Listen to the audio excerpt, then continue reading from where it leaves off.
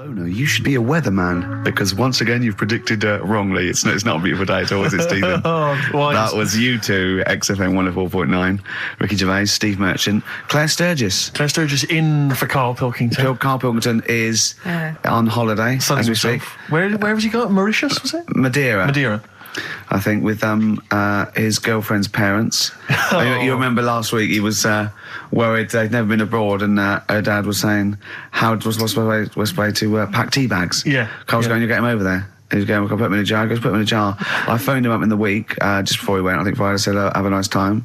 And out Sunday, and he said, guess what he's doing now? What he said? He's packing margarine. Oh, of course he is. Bless him. My dad does that. My parents always take tea bags wherever they're going. Really? You know, for fear of there being some kind of tea bag drought in France. Yeah. You know. Is it wrong? But I mean, I don't know. Is it because of maybe English breakfast tea you can't get over there? So but you can. Can you though? I mean, you can get peach tips. Tea is probably the single most popular drink in the world. I know, but what about the fancy foreign teas, your Earl Greys and the like? Well, I don't know. Because I want good English breakfast. Don't bother me with Earl Grey. I don't know what that cup of tea is. It's not tea to me. It's laughable. It's weak. It's pathetic. Do you know what? Earl Grey with a little bit of skimmed milk isn't so bad. Oh, yeah? Yeah. Oh, and is your husband a fan? We've started.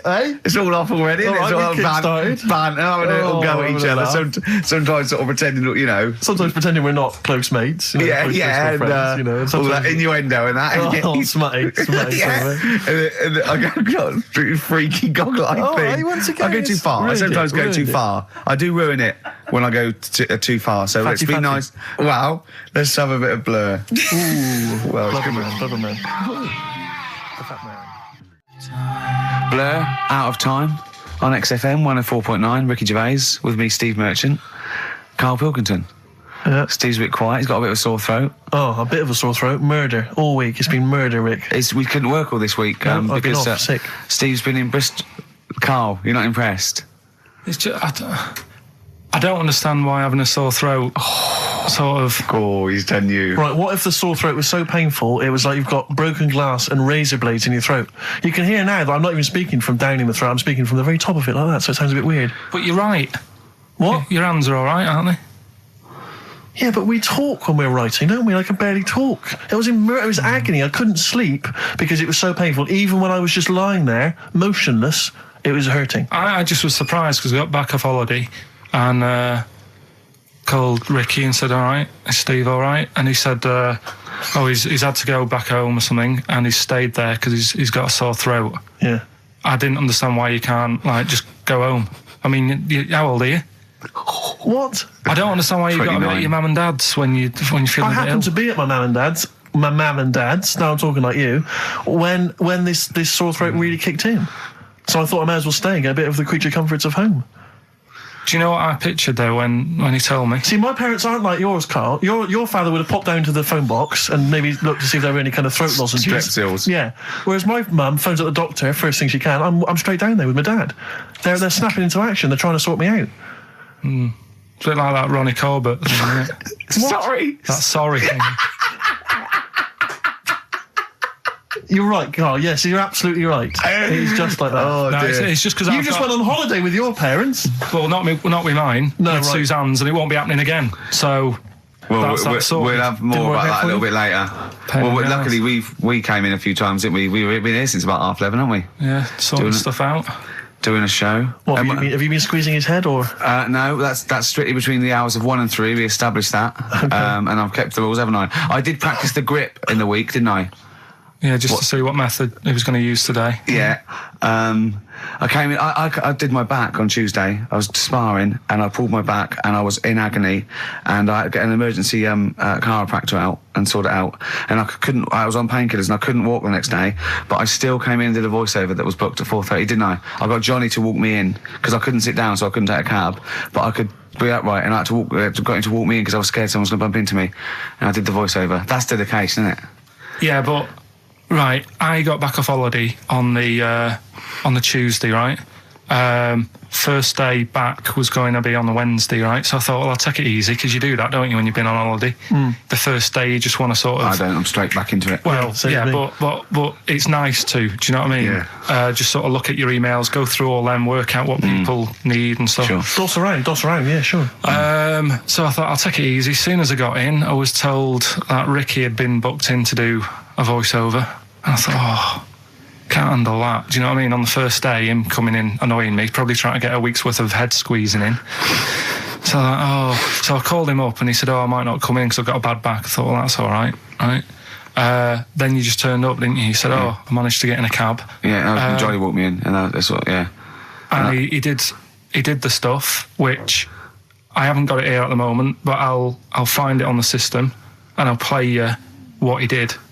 That he's been paid to do as well. It's all right. Yeah, Well, it's not all right. I had to pretend it was all right when I played it to all my bosses to try and persuade. Look, let's play that a little bit later. But now, as we're all back together, Steve, would you say the boys are back in town? Yeah. Brilliant. Buy it in bottles, Richard Ashcroft on XFM 104.9. I'm Ricky Gervais, with me, Steve Merchant and Karl Pilkington. Now, listen up, right? It's the Sony Awards this Thursday. Now, for those who don't know, the Sony Awards are like the Oscars for radio presenters and producers and everything, right? So, and as you know, me and Steve, we love to win. We want to win this one. This is the last time the panel will be listening, so I want a good, clean, tight show, okay. Right? So no swearing, joking aside, no swearing, nothing controversial and nothing in bad taste, all right? Good luck out there. Aren't we a little bit buggered then? Well, yeah. So, all right, Karl? Yeah, that's all right. It's just when you say things like, make it a good one.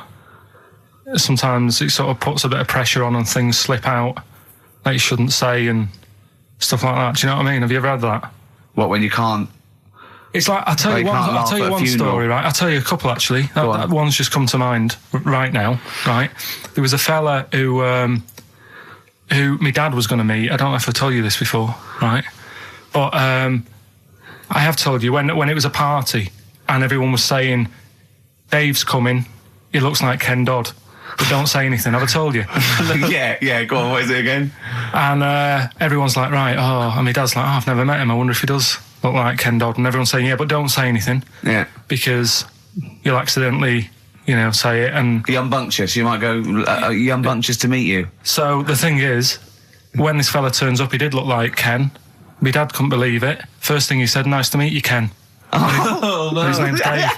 And that's the sort of thing. There was another one, right? At a station that I worked at in Manchester, right? There was this girl who worked in the newsroom, right? And she had a plastic arm, right? Right. And this presenter, nice bloke, he didn't, he's not out to hurt anyone, went up to her, sat down, was chatting for a bit, touched the arm, said, what lovely skin you've got. What did she say? I think, she's probably used to it, so she wasn't bothered. And then, right, this is brilliant. This is a sort of gaff he made on air, right? And like I say, he's a nice bloke, so he meant nothing by it, right? But he does this competition on the air, gets a caller on, right? And he's talking to the woman saying, thanks for calling in and to play, I don't know, what have I got in my pocket or whatever they used to play on the show, right? And talking to the woman, in the background there's this noise, right? Like that, right? So he's talking and he goes, have you got a pet parrot? She said, no, it's my Down syndrome kid. Oh, dear. Oh. The thing is, awards don't matter. No, I don't think so. Play record? I don't think so. So we're not out to offend or annoy. Badly Drawn Boy on XFM 104.9. I'm Ricky Gervais, with me, Steve Merchant and Karl Pilkington. I'll tell you what, the Stonys then. Oh. This Thursday at the Grosvenor House Hotel. Yeah. Everyone in Radio's Anyone has entered their show in different categories saying, they get it down to, winners this year included the brilliant Dominic Mohan, former showbiz editor of The Sun. Lots of people won. Lots of people won gold. Lots of people won silver. Lots of people won bronze. We didn't get a sausage. Nothing. This show was deemed not worthy of anything. I mean, not a look-in. The panel looked at it and said, well, no, definitely not radio. Didn't get a vote. See, that annoys me on so many levels. Let me tell you one, right? I've never complained about losing an award, okay, ever. Yeah, mainly in TV. I know we've won a lot, but we've been beaten by Peter Kay. Good luck to him. He's brilliant. Beaten by Phoenix Nights, the sitcom. A lot of people like that more than the Oscars, vice versa, right? No qualms. But the shoddy shite that I heard that night beating us, I was furious. I don't understand. There's people, regional, it sounds like hospital radio, right? I mean, I shouldn't even be on XFM. I thought, it's beneath me. Yeah. And I thought, well, give them a hand, right? Let's show them. And I want to know who the panel was as well. I do not believe it. How can they I was looking back over some of the shows, right, before I go, Carl, and I've just done a little excerpt of, a trailer of what we do, what we're about, and I don't know how the panel could overlook this. Play a bit, Carl, please. Shaking her muff, minge and tits around does not make her a hoe, then what does? These kids at school with big heads. Carl, what are you talking about? Shut! Oh, my name is Holy Fuck. Right, it's this monkey that was on a train station. Right. What if you mean cock to mean penis? It was my Down syndrome son. Oh, chimpanzee, that monkey news. So we've still got monkey news coming up. You're an idiot! You know what I mean? That's, to me, quality broadcasting. I don't know how they can say that isn't worthy. That's what we sent in to the Sony people. They listened to that. How they didn't think that was dynamite stuff, it doesn't make sense. Actually, I've been thinking about this since Thursday, because I've been a little bit down in the dumps. Yeah. What I think it is that with the TV show, the TV stuff we've done, Rick, we put a lot of work into that. Yeah. We get the script, we spend a lot of time on it. What this show is about, it's very much about spontaneity, it's about our personalities, and I don't think we're ever going to win an award for our personalities. I think that's where we're going. Do you know wrong. what I think? I think that when we're together, with the auteurs of The Office, and, and we're strong on it, and we're just two, we write it, we direct it, we cast it, we even worry about the font and stuff on the, we do everything. There's a weak link in our midst, I think. On the radio show? Yeah. Right, well, I'm just trying to think what the common factor is, because on the award-winning TV show, it's Bliss You and I. Yeah, I don't know. Well, I'll tell you what, can we play a record and let me think about this, because there must be something. There's got to be a factor. That isn't in The Office that's in this, that means that The Office is award-winning, and this is a pile of shite. Blur and Out of Time. They're joking, there's 2 hours to go. On XFM 104.9, I'm Ricky Gervais, with me Steve Merchant and Karl Pilkington. A new leaf, bit of a blow at the Sonys. Not like that. I mean, we were taken aback. Speak for yourself. Yeah. We've got guests. Jonathan Ross won, and he has guests, so we're going to have guests in. One of which is sort of a tie-in. He's going to explain himself. It's Dr. Neil Fox. Popped in for a chat. It's a pre-record, we got that.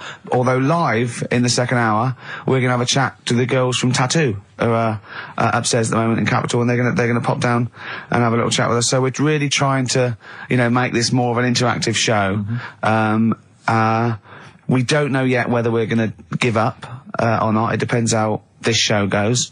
Yeah, look forward to that. But we went down to the big library, so we don't have to rely on 4 Non-Blondes and the, the 2 jam tracks that are up here. We went down to the big library, and we've got some great tracks, Steve, haven't we? We've got some classics. Should we play one now? Well, before that, I just remember that some of the criticism we received, I think, was that we're perhaps not taking into consideration the listeners. A lot of radio shows, they cater very much to the community, to the area which they're broadcasting. They interact with the listenership. Where's the fun in that? I agree. Well, for me, really. I'd just like to justify why we don't tend to correspond or interact with the listeners. Here's a typical email from Vicky, age 25. She asks, do you ski? Rick, that's her question. No, do you ski, yes or no? No, I don't. No, you don't. Right, there you are. Thanks, Vic. Brilliant. Keep those coming in. See, he's turned him against us, Carl. What do you think, Carl? What do you think of Steve's attitude there? It's alright. More insight like that coming later.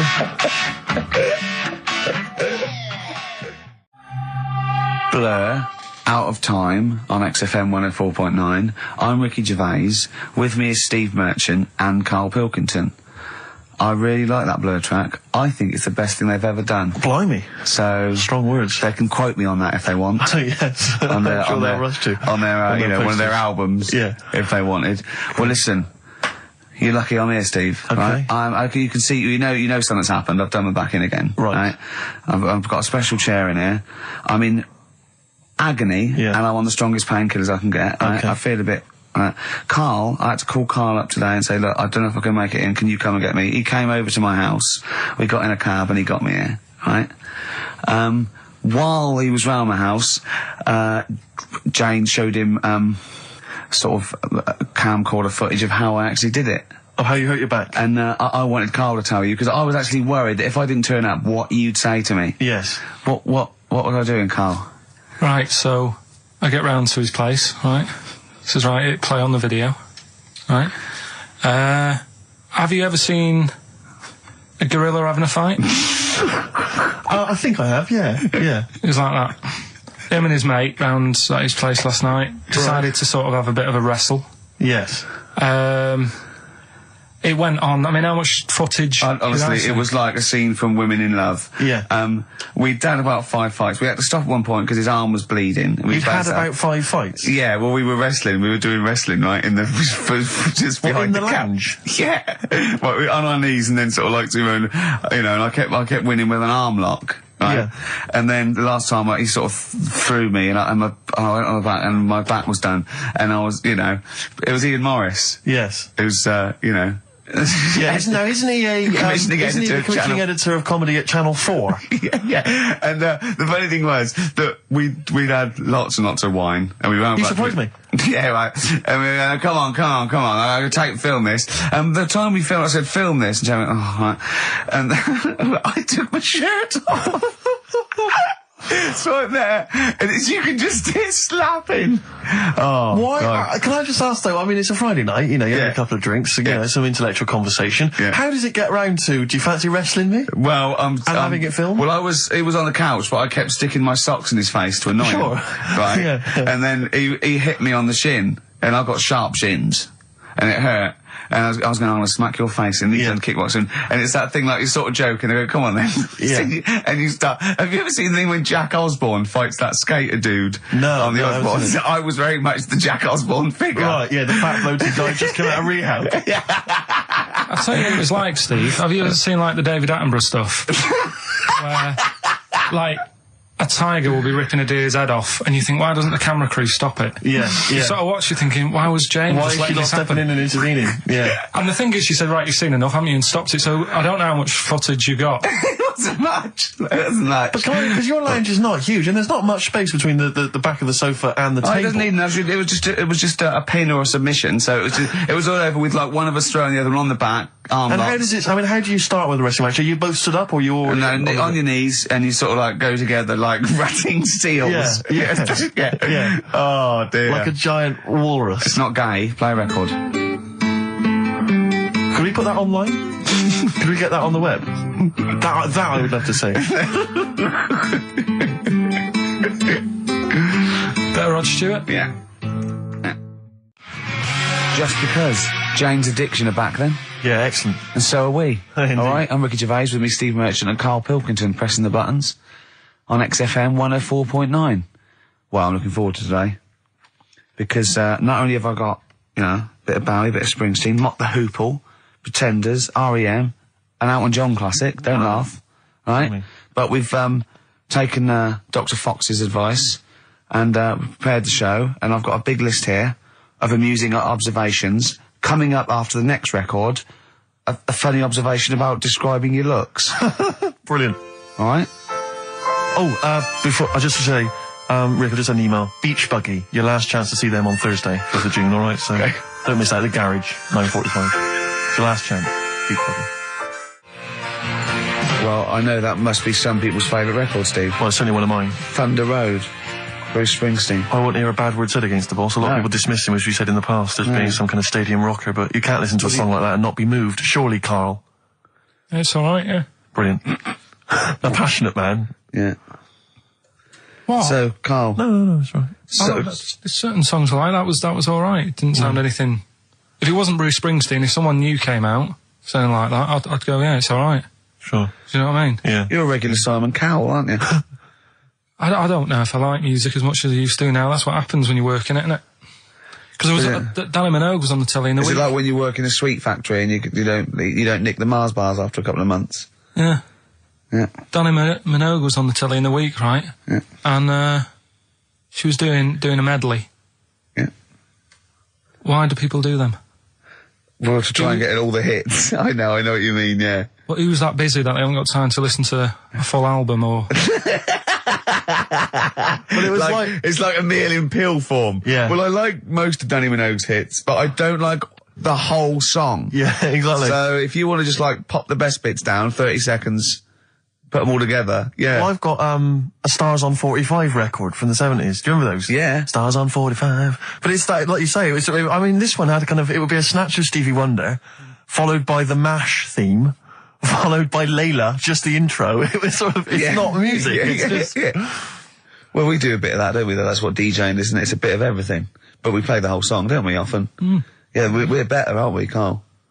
Oh. So what do you want to talk about today? Do you want to look at the list?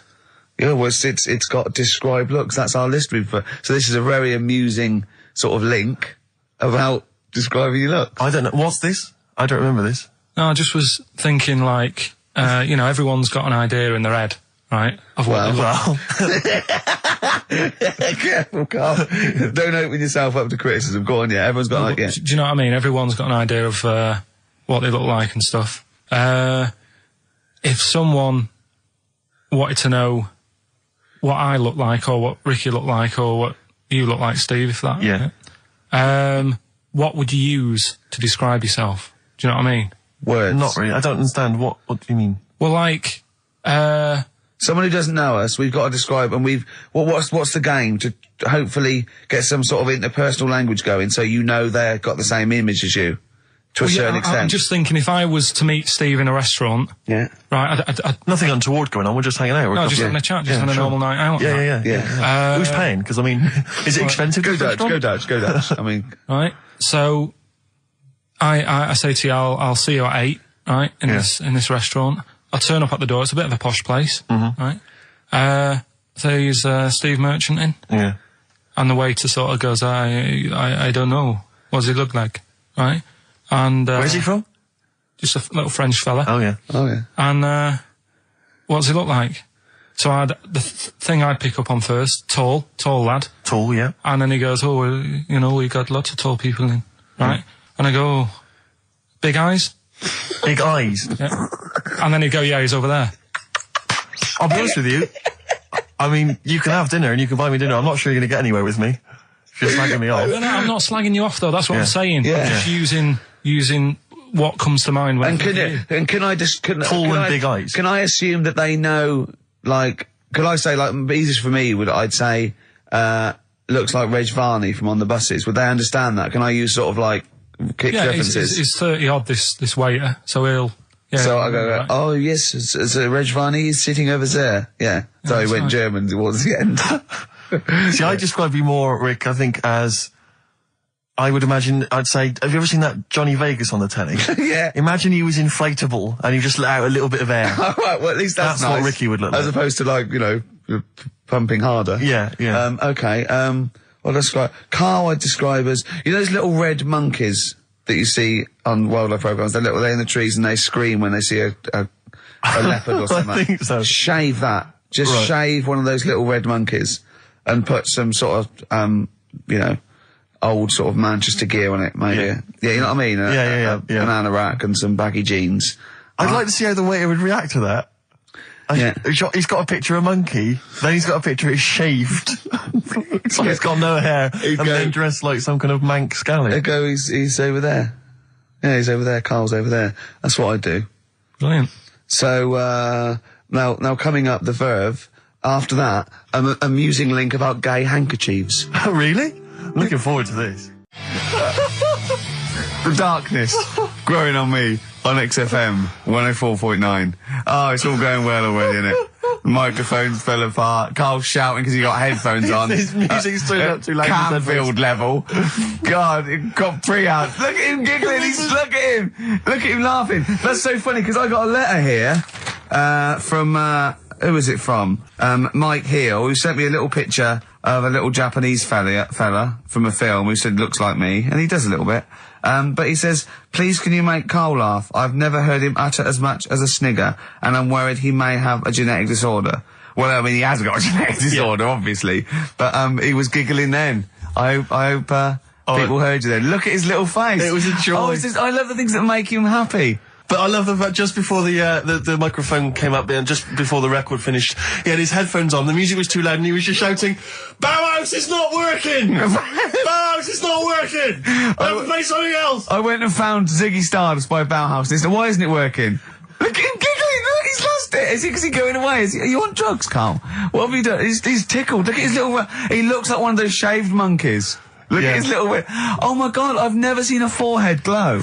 I know, it's extraordinary. Oh. And he's got that red shirt on as well, so the whole of him is just a big glowing... Carl, what are you trying? What are you putting in? I'm going to see if I can get this to work. Go on then. Hang on. Brilliant radio. I hope Dr. Fox is listening because I think he's eating his words right now, Steve. Right, I think I've done it. Well done. That's excellent. Right, what Let's play Bauhaus now and let's try and compose ourselves. This is Ziggy Stardust by Bauhaus. Well, where's the darkness? They believe in a thing called love. Carl, do you? This is XFM 104.9. That is my favourite band at the moment. You love them? I absolutely love them. I think they're funny. I think they're straight down the line with a little bit of tongue-in-cheek. Brilliant. Did you see them on Jules Holland last night? I didn't, sadly, no. Brilliant. Were they good? Yeah, absolutely jumped. I mean, Jules didn't know what to do. was he playing some Boogie Woogie? They wouldn't let him play Boogie Woogie over their song. That's what I mean. That's why he stayed back. But I can't imagine it was very good. Then. He shook the. I'm surprised you say they were good. Jules wasn't thinking. I thought. Hold on, this is missing something. Yeah. This is missing someone from Squeeze vamping over them. Exactly. But they did well without him. Extraordinary. Yeah. Well, here we are. Then we're back. XFM 104.9. Carl had to leave early last week, but you stay to the end this week, mate. Or yeah. Yeah, you don't need another holiday. Oh, he started already. I mean, Steve's made you look like a bit of a twat already, and it's only 1:05. But the only reason you don't go on holiday is because you have to spend money. Oh, and he's gone straight back. Well, He's gone straight back. I can't come back to that. Oh, it's just dynamite. It's just absolute. That was searing. The last holiday Steve had, he sort of found a third world country so he could live like a king for a week. It was Cuba, wasn't it? Going to Cuba, amazing. You can almost rule the place. If it weren't for Castro, I'd have been in charge. Kind of cash I was flashing around. They do anything for $1 over there. It's extraordinary, literally. I mean, it's amazing. Yeah. Oh, definitely. And I went to Kenya before that. So he thought, the prostitute said no. You were going. Yeah, well, it was $2. I mean, I'm not made of money. Do you have a good holiday, Carl? Yeah, it was all right. It's all right. Went down to Cornwall. Now So you're going to the monkey some odd sanctuary. people down there, Steve. Well, don't look at me. I'm not from Cornwall. Well, you're from that sort of area. Well, not really, but never mind. Genetically, he means. Right. They're weird. Well, you must have slotted right in. What are they weird? What do they look like? Just all sort of odd people. A lot of old people, but not just old, sort of messed up old. What do you mean messed up old? You can't just say that. There's. There was a woman with a funny neck. Okay, in what way was it funny? Why did she have a funny neck? If you were writing an essay, you wouldn't say there was this woman with a funny neck. How would you describe it? She sort of had her head like pointed down all the time. Like that. Don't do it. This is radio. No, but just for you, I don't like that. Yeah. About Yeah. Okay. Right. So brilliant. I don't know. I was saying to Suzanne, what happened? You know, what do you think? Because Suzanne knows everything. That's the good thing about her being with you. You just ask her what happened to her, and Suzanne goes, "Carl, I don't know. Yeah. I haven't been here before." Suzanne, your girlfriend, or mummy as you call her. Oh, sparks are flying. Yeah. I got a little bit of chocolate. Can you just lick a tissue and wipe it off? Oh, Well, she said it might have been like because back in the olden days they carried stuff on the. the olden days. What do you mean the olden days? This woman was probably what, 50? No, she looked about 70. Yeah. But like I do on Cheeky Freak of the Week, right? I always turn it round and we get like something good out Something of it. positive, yeah. I said to Suzanne, I bet she finds a lot of money. Yeah. Always staring at the ground, yeah. Oh, So dear. it was always good. So, you're Maybe back. she just had new shoes and she was admiring them. Yeah. Did you think of that? Before you point the finger and judge? Or a necklace was too heavy. Exactly. So, you're back refreshed. So, What have we got for this week? Have we sort of, because we didn't meet last night, which we usually meet sort of I Friday. called you and said it'd be good if we could, I wasn't getting back into London. Well, I was up for it. I was up for it. 7:30, but yeah, but we all need to be there. It's not just me and you being there. Yeah, so. Yeah. No, you're right. I mean, you're absolutely right that I wasn't there yet because I wasn't willing to just be governed by your particular schedule. You want to jet back in from another of your holidays It wasn't a at holiday. 8 o'clock. It wasn't a holiday. Well, so what? You What were do out you of town. mean? What do you mean it wasn't a holiday? What was it? It was a treat, wasn't it, for my mum and dad? So it wasn't a holiday. What? So you didn't enjoy the 5 days off? You'd rather have been here moaning 8 hours a day, 7 hours a day. You see, we said last week that you're always whinging. Here you are whinging now. I'm not And you're moaning. saying it's not even a holiday. You're saying it's not even a holiday. What was it then? Would like a nurse who take sick children to Florida, would they say having a great holiday? Sorry, what particular ailment did your parents have for the week that they had to fly in Karl Pilkington, MD? Yeah. What are you talking about?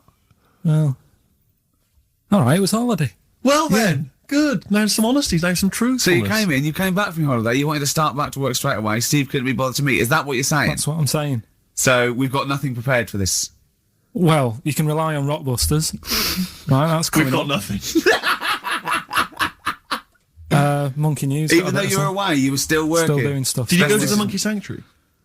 I'll tell you about that. Tell us about it. Play a record. All right. Do you want Smashing Pumpkins? Smashing Pumpkins. Yeah, I thought an yeah, old yeah, classic yeah. from them, Cherub Rock. Yeah.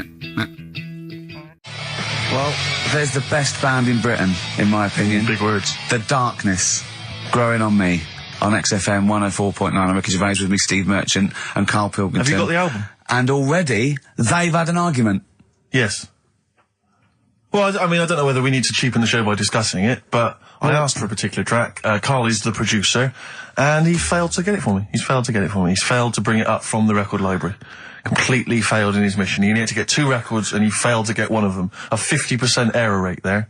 Yeah, but like I said, I looked in the system. It told me what album it's on. I brought that album up. I'm busy.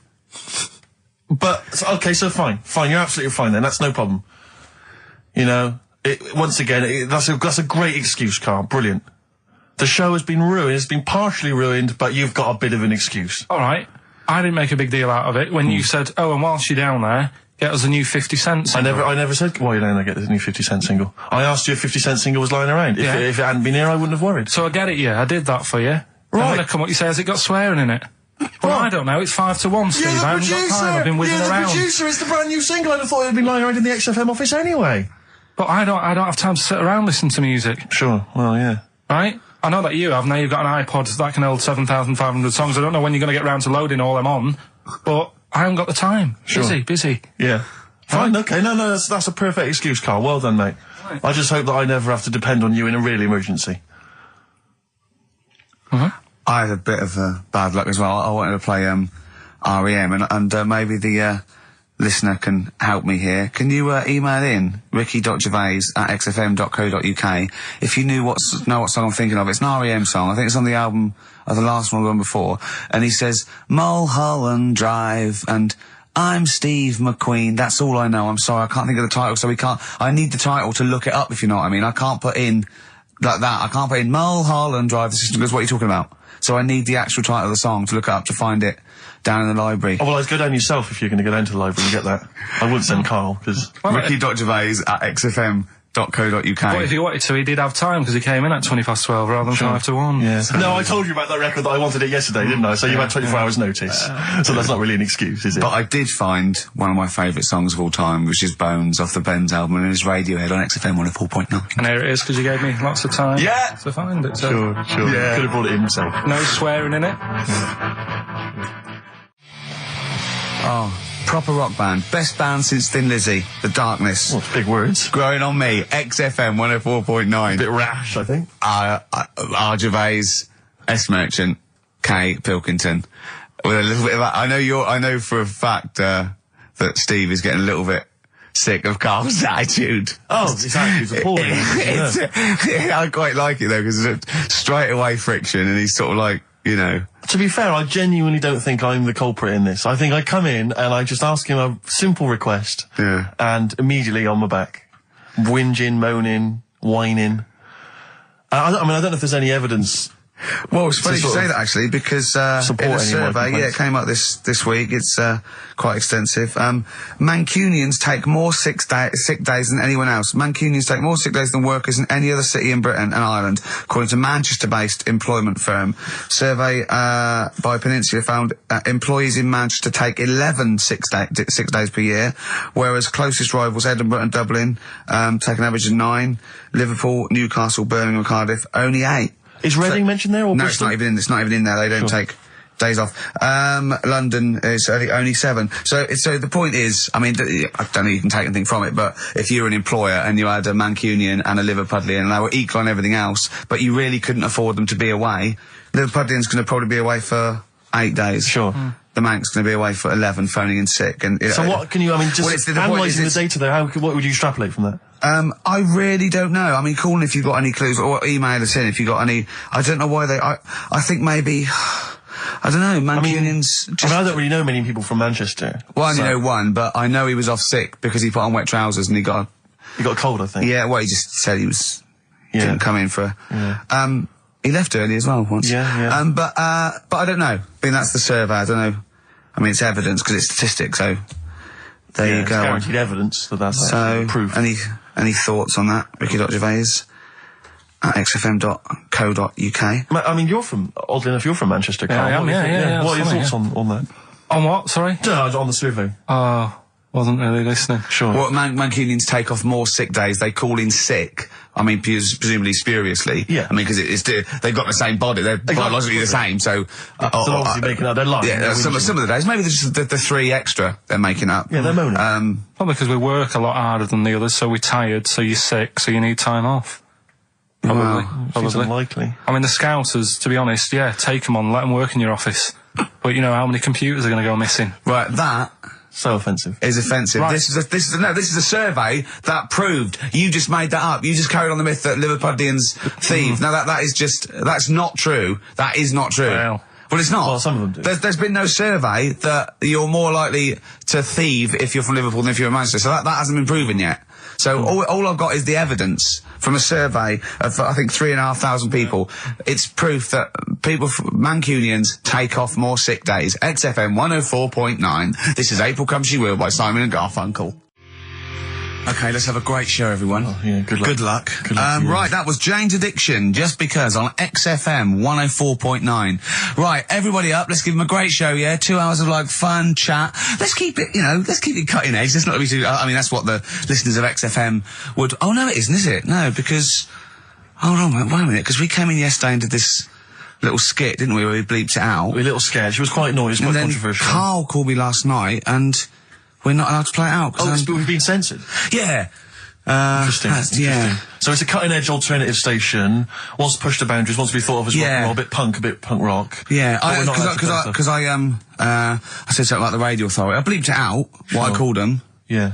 But, couldn't do it. Done it before. Censored. Couldn't do it. Censored. Carl agrees, though. What's your thoughts, Carl? You agree with that? Yeah, I agree, yeah. Why? Well, what's the point? Well, it was funny, wasn't it? And it wasn't offensive. Not really. It's not some of the best stuff that would have ever gone out on this show, but, you know. Right, what are you putting up against, exactly? Cheeky Freak of the Week? Well, that springs to mind. Yeah. Rockbusters? But, I mean, the thing is, the things that you have put out there, I mean, we better be really careful. Who's worried about complaints? I mean, it's not just swearing, is it? It's taste and decency and everything. Yeah. So, we can't laugh about the disabled anymore in the Cheeky Freak of the Week. Can't do stories about elderly relatives with genitals looking like a split tennis ball. Can't do your dad putting a child with learning difficulties in a bin. So, what should we just play music? I think that's all it's going to have to be, yeah. Play a record. Accidents Will Happen by Elvis Costello on XFM 104.9. Carl's a little bit stressed, but it's not his fault. It was the boss that overruled him. He came along. What did he do? He heard you listening to it. Yeah. What did he say? He says, what's that? I said, it's what Ricky wants to play out tomorrow. Yeah. And he said, well, can't go out like that. Too many... But they're all bleeped. We bleeped the swear words. Yeah, but he didn't want it to go out. I mean, you got to remember, right, you came in yesterday to have a chat about what we're going to do. Yeah. One of the topics that I said, let's talk about, which I came up with, was... let's talk about swearing. No, you said you never had a problem with swearing, which is normally... Yeah, that's right. And then we did the thing about, isn't it funny that you can... the thing about you can bleep a swear word by taking out the vowel. So we were going, so it's the vowel that's offensive, and we did a little sketch around that, and then ended, you know, and he wanted to completely obliterate the word in the end, didn't want to put the thing in that we said about the radio authority, which I think it was valid and wouldn't have got a comcomplaint. Yeah, but at the end of the day, he's the boss, and what he says goes, doesn't it? Sure. So, yeah, I was just going to say, right. But what you got to remember is what he also said is if you want to pay the 70 grand fine, then go ahead and do it, Steve. There wouldn't be a 70 grand fine there, would there? Well, you don't know what it'd be. But will you pay it? Will you pay for my mortgage? Will you pay for his mortgage? Will you feed his kids? He wouldn't be fired. What do you mean? Well, I tell you what, if it's not a fine, we'd lose the licence, then we'd all be fired. Right. When you're sat at home. Do you seriously think you'd lose the licence for that sketch? Well, does he really seriously think you'd lose the licence for it? It is not the worst thing we've ever put out or done or ever will do. Yeah, but it's the fact that he said don't put it out, and you're like, you know, throwing your toys out the pram. I want to say it. How old are you? But you still want to put swearing out. It's a discussion about the radio authority and the way people are interested. Yeah, but leave it. Let's Don't move get on. annoyed. Yeah, but I'm annoyed because you've been at it since about 12:30. I know. Well, I like to get in early to plan the show. Yeah, but there's been no planning. So, to be honest, I'd turn off today, anyone listening, because there's nothing.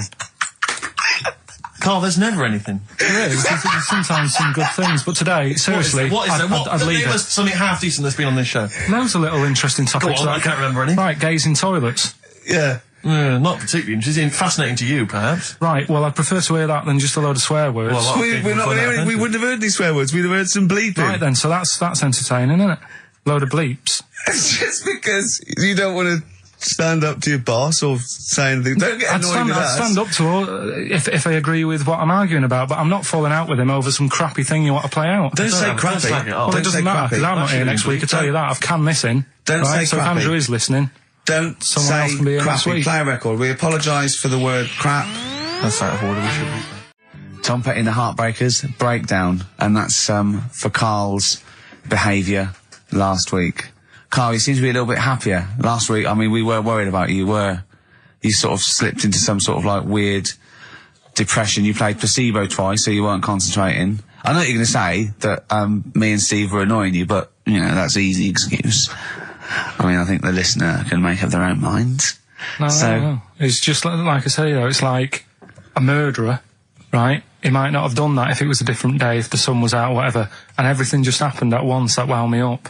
Right. So it was like a crime of passion. You'd be let off because those sort of circumstances. You'd never put yourself, say, in a position again where we'd have two people trying to wind you up for, you know, the sake of fun and laughter for the public on a tin pot radio station between 1 and 3 every Saturday. Yeah, but you'd never do that again, would you? Last week it wasn't just for the listeners, it was for you as well, between 12 and 1, before we were even on the air. Why?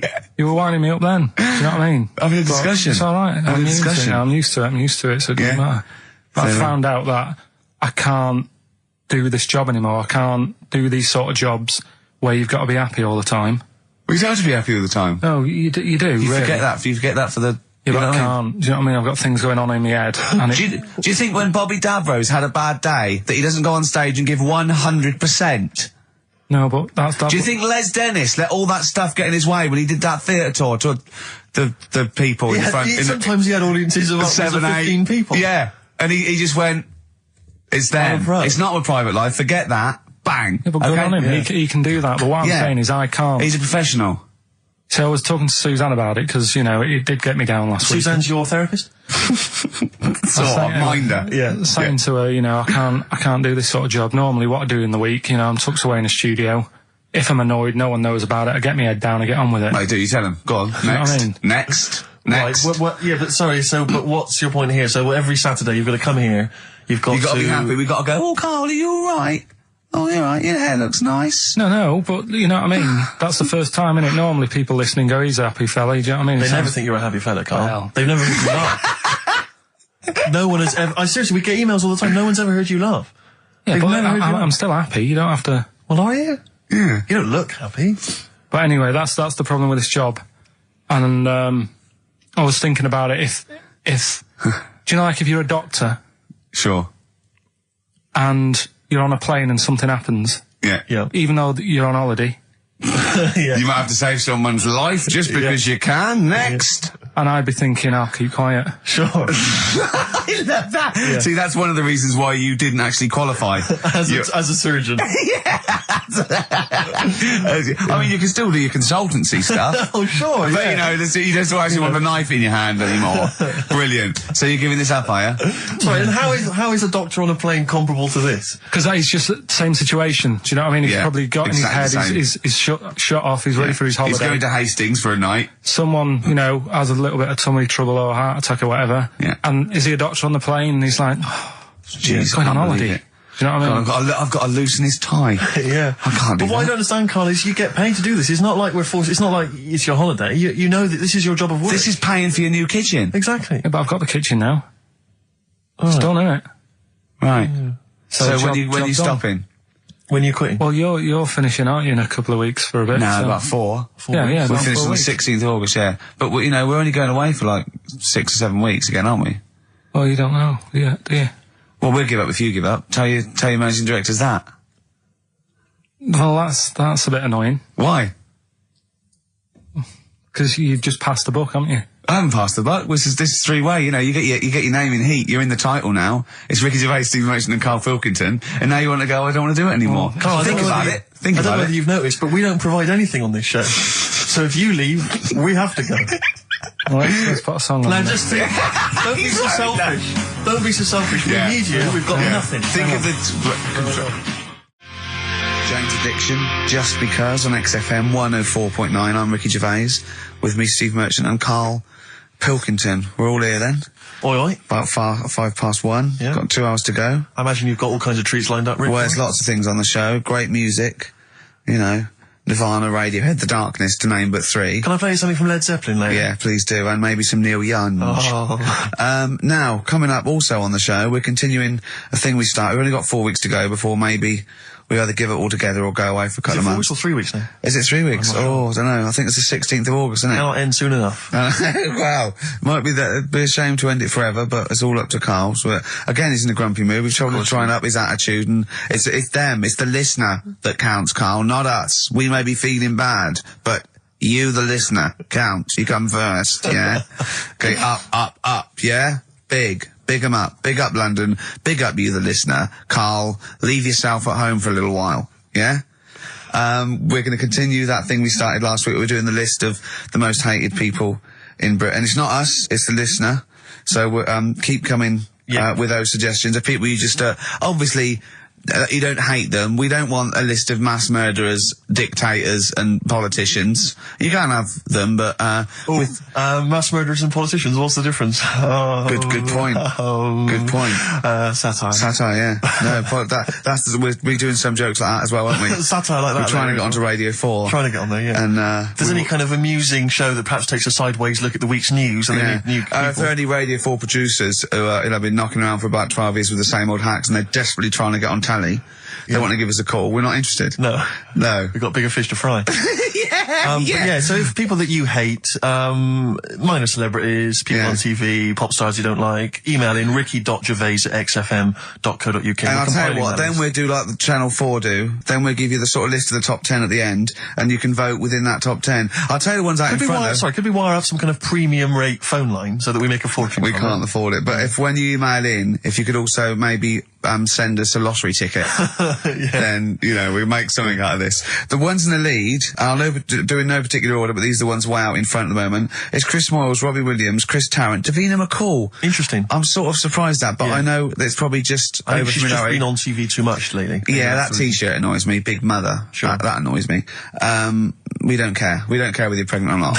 Loads of people have children. Yeah. I don't care. Get on with it. And Dominic Mohan. So there's but think of your own. There's a lot of people just coming up behind there, though. Graham Norton. He's just approaching from behind. Oh, that's the sort of stuff. It's sort of like we've done satire, we've done innuendo. I mean, he's the king of the double entendre. Well, he's the king of the single entendre, but we can double it up if you want. If anyone... 104.9, this is the sort of things we're available. Go on. I'm loving this. This is going to be good. I'm loving what's coming next. What? If any of the producers of Carry On London are listening and they need some new talent to write some smutty innuendo, I think we're your men. Yeah. Anyway. Karl, you better press the knob, right, to start the record. Spunk. Kings of Leon, Molly's Chambers on XFM 104.9. Thanks to Lauren Laverne there for the last few hours. Coming up, we have got some great music, Steve. We've got Kings of Leon, as you heard. We've got Alba, we've got The Darks, we've got Coldplay, Coral, Rolling Stones, we've got some Springsteen, The Smiths. Do you know what I mean? Do you need any more? And with all that, we've still got Pete Skinner with his wacky weather report. Excellent, good old Pete. Hey? Nice to have him back. Good news, Steve. Got some here brought in. It's just a normal soup. It's Rooster's Pride. What flavour soup's that, Steve? Oh, I know you brought that. And it's a genuine article, and it's cock soup. Can I have a closer look at that? Maybe there's some more humour I can draw. What, you want a closer look at my cock soup? Just a cock soup. Let me just. It says here, delicious, appetising. 3 to 4 servings. Because you know what I'm thinking of when you're talking about the soup. I'm trying to think of innuendo. I'm just thinking of a man's cock. Penises, yeah. Let me just. It's the darkness. Use Rooster's Pride cock soup as a snack with crackers or toast. Still thinking of a normal knob. An appetiser again, or a soup base. That doesn't really work as an innuendo. No, that's disappointing. We'll work on that though. The darkness growing on me on XFM 104.9. Going well, isn't it? I've enjoyed it so far. It's been a bit naughty and everything. Yeah, a bit smart. Nothing wrong with that. No. Carl. All right. Having a good day? Not bad. Yeah. What mood are you in this week? What we mood is always that? trying to assess each week. You know, it's a bit edgy. He's got a red head. What's all that? You've got a red head all around the side and the front. What's that? Sunburn? No, I think I'm allergic to having my head rubbed. Right. Right. Now, who would rub your head? That sounds a bizarre thing. Your girlfriend? Weird, isn't it? Yeah. Well, rubbing your head. Well, yeah, but I was squeezing his head, fair enough, and he was screaming in agony. And then he went and made me a cup of coffee. And as he came over, just spilled boiling hot coffee on my legs. I'm all wearing shorts, and he went, "Sorry," just like that. It's like a series of Jackass out there this morning. I mean, my legs are burnt. Your head's a little bit red. But apart from that, having a good day. Not bad. I was on the way in today, right, Steve? Walking in? Always walking in. I get left early and stuff. I like to get in early, get some bits done, that. Yeah. Monkey News, Songs of Phrase. That sort of thing. And living in London, right, there's a lot of shops that open early and stuff. Do you know what I mean? People say that's a good thing about London. Yeah. It's almost like 24-hour city and stuff, right? I'm walking in and there's like, you've got your news agents open. Obviously. Selling newspapers and that. That's good. They've got to be open early. Yeah. Then you've got your coffee shops, your Starbucks. Have a cup of coffee in the morning. Do you know what I mean? Yeah. They're doing well in the morning. Yeah. Then you see like the odd restaurant and you think, well, maybe they sort of got the doors open, but they're preparing for lunch. So you think, fair enough. Yeah. I'll let that pass. Yeah. Carrying on walking down the road. Bondage shop. Open. Sure. About 10:30. Yeah. Busy, was it? There's a couple in. Really? Some good offers. 10:30 for a bondage shop. I'm assuming if you're into bondage, though, you stock up at any time, day or night. I mean, you don't. Yeah. Well, I assume it. I suppose you get up and you go, I've got nothing on. I need to be a bit tied down. Yeah. I need some rope. These clothes are too baggy. I need more belts. Oh, God. I need more straps. Yeah. Get some rubber on my face. Weird, don't it? What were you doing in there? So just having a browse. But, so a bit worried really, because the things that I've noticed this week like that's probably a little bit small. You've brought your soup in. I just found it out there. Sorry, yeah. It is Rooster's Pride, cock soup, noodle soup mix, chicken flavour. But I mean, do they not know that is obviously just going to be used on the Graham Norton show and Chris Tarrant when he's doing his show abroad? Yeah. I mean, do you know what I mean? How could they call it cock soup in this day and age? Don't keep saying it. Well, no, it's fine, because you can say cock as long as it means the male, we've done this. Oh, do you mean a chicken? Yeah, look, it's a picture of a chicken. Yeah, sorry. What did you think it meant? No, I don't know, I had a thought in my head. Okay. Sorry. Yeah. But, there's something else that's a bit sort of... A bit blue? A little bit blue, but then it's real as well, do you know what I mean? Well, it's a that problem. excuses it. Go on. There's a programme. We couldn't have said the cock soup if we'd made it up, but because it's real, it's fine. Yeah. We also couldn't have said the cock soup if we'd have meant a male penis. Thankfully, we don't. So. We mean a little chicken. You go on. This programme was on. I think it was Wednesday night, something. About this little lad. Yeah. It was a fella and a woman. At the same time. What do you mean? Like a cartoon with a secret identity. By night. What do you mean? He had both by sex? day a boy, by night a woman. He had it all.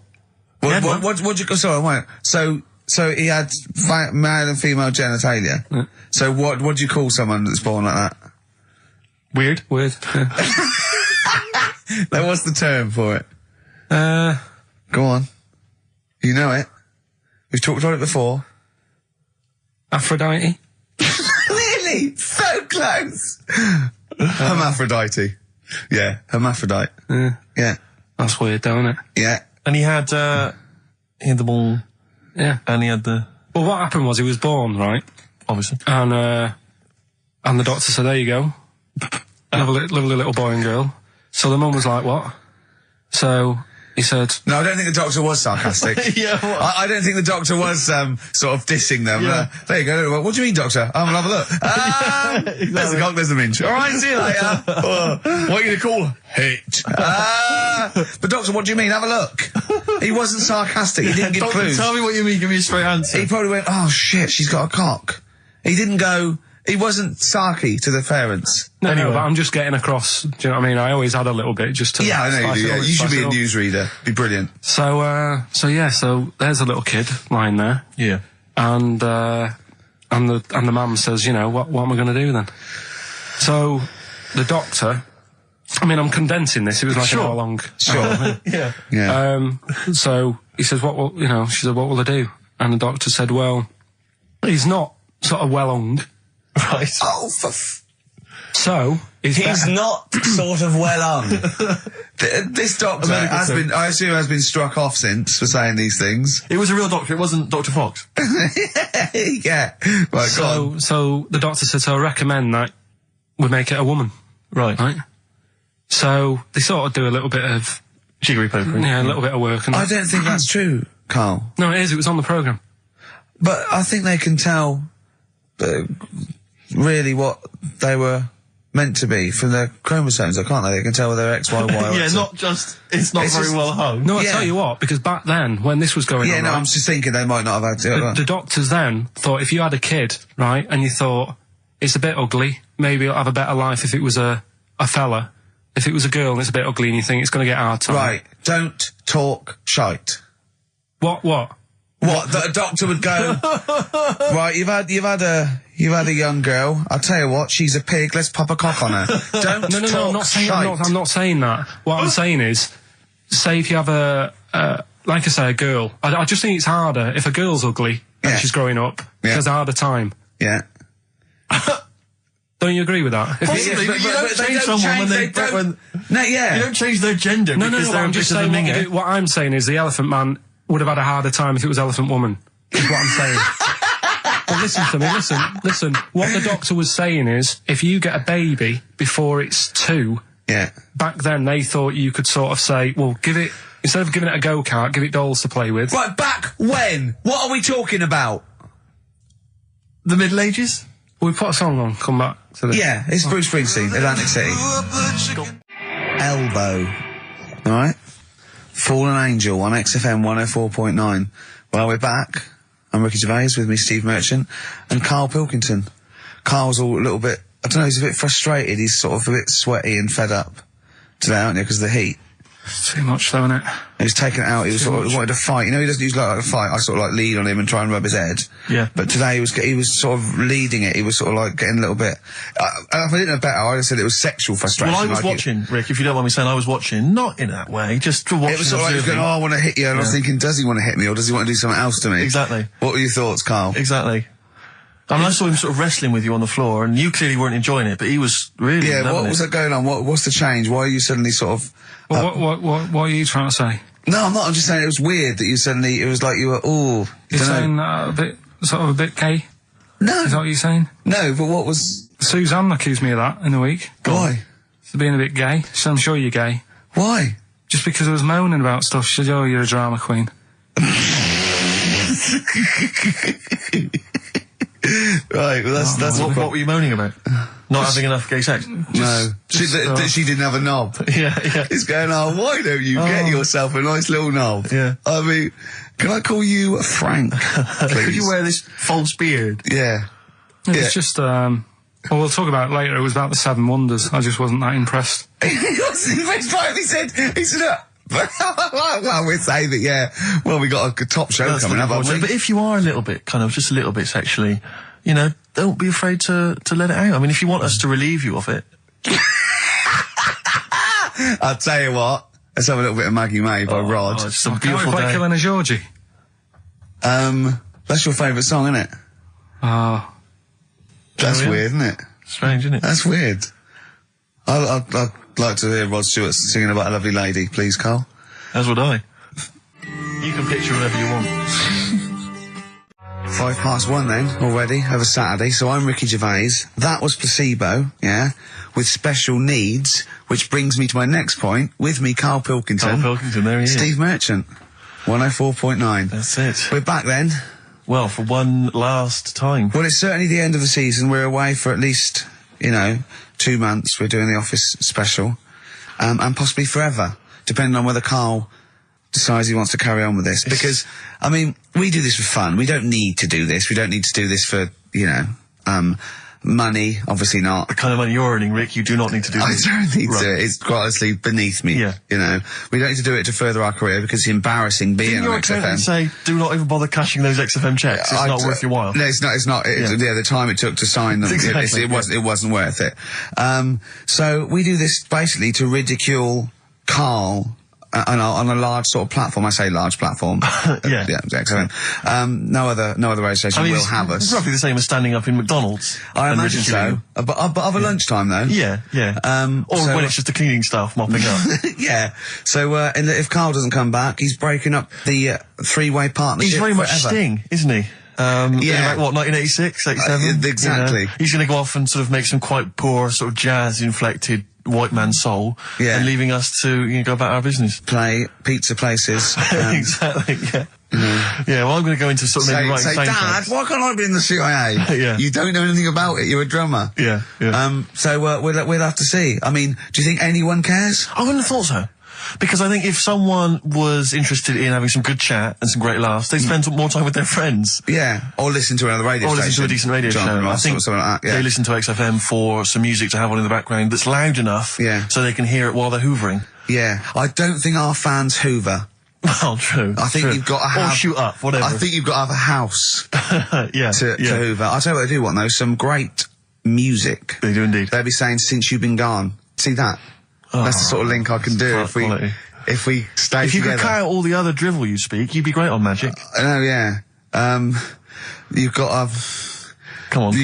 I know, you've got a rainbow something, haven't you? Rainbow. You got a rainbow something. Oh, it's Rainbow.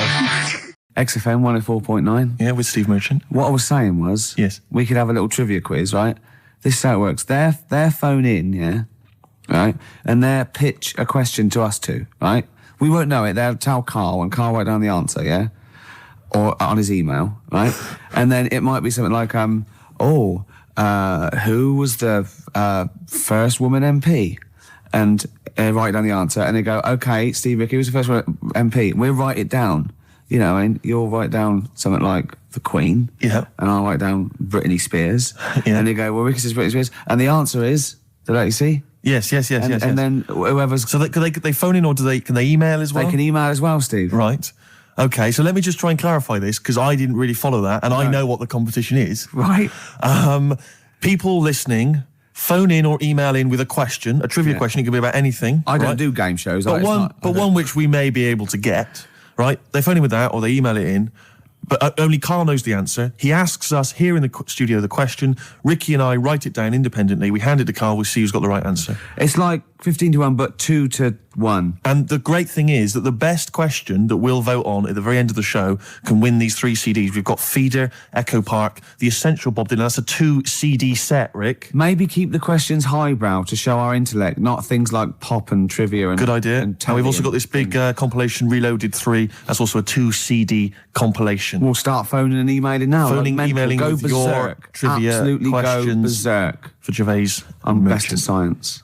Well, don't start Well, don't giving say hints. That's that. not That's fair, just because I'll not say fair I'm best because- at films if they want me Yeah, to but I've win. already said don't do trivia and entertainment and that. Well, they should do. don't- They should do no. trivia entertainment. Music and films is what they should do. No, they shouldn't. Or That's old stupid. TV. That's the cliche of XFM listeners, and I know they're more intelligent than that. They're not. They're not, Rick. They're- They're stupid people. They're stupid people, and they only know about a few things. Garbage, Cherry Lips on XFM 104.9. Well, either they really want those CDs or they want to embarrass us.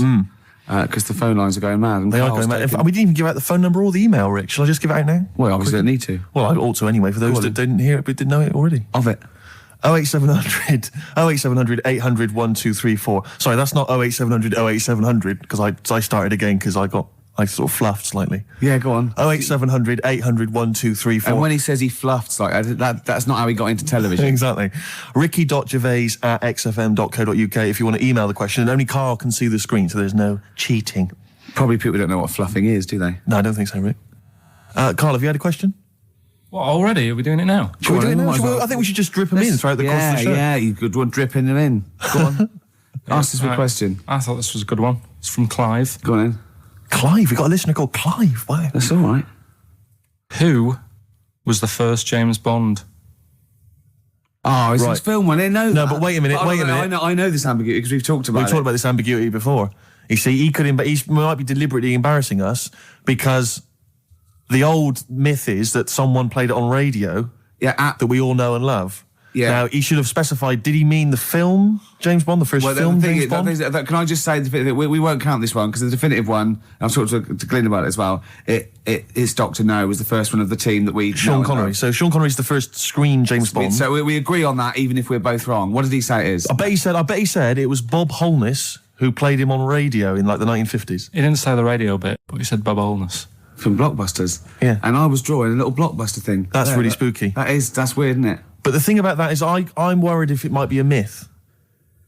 It may be Well, a no, myth. I don't think it is. It's that we can't. 1 count point to that. me then.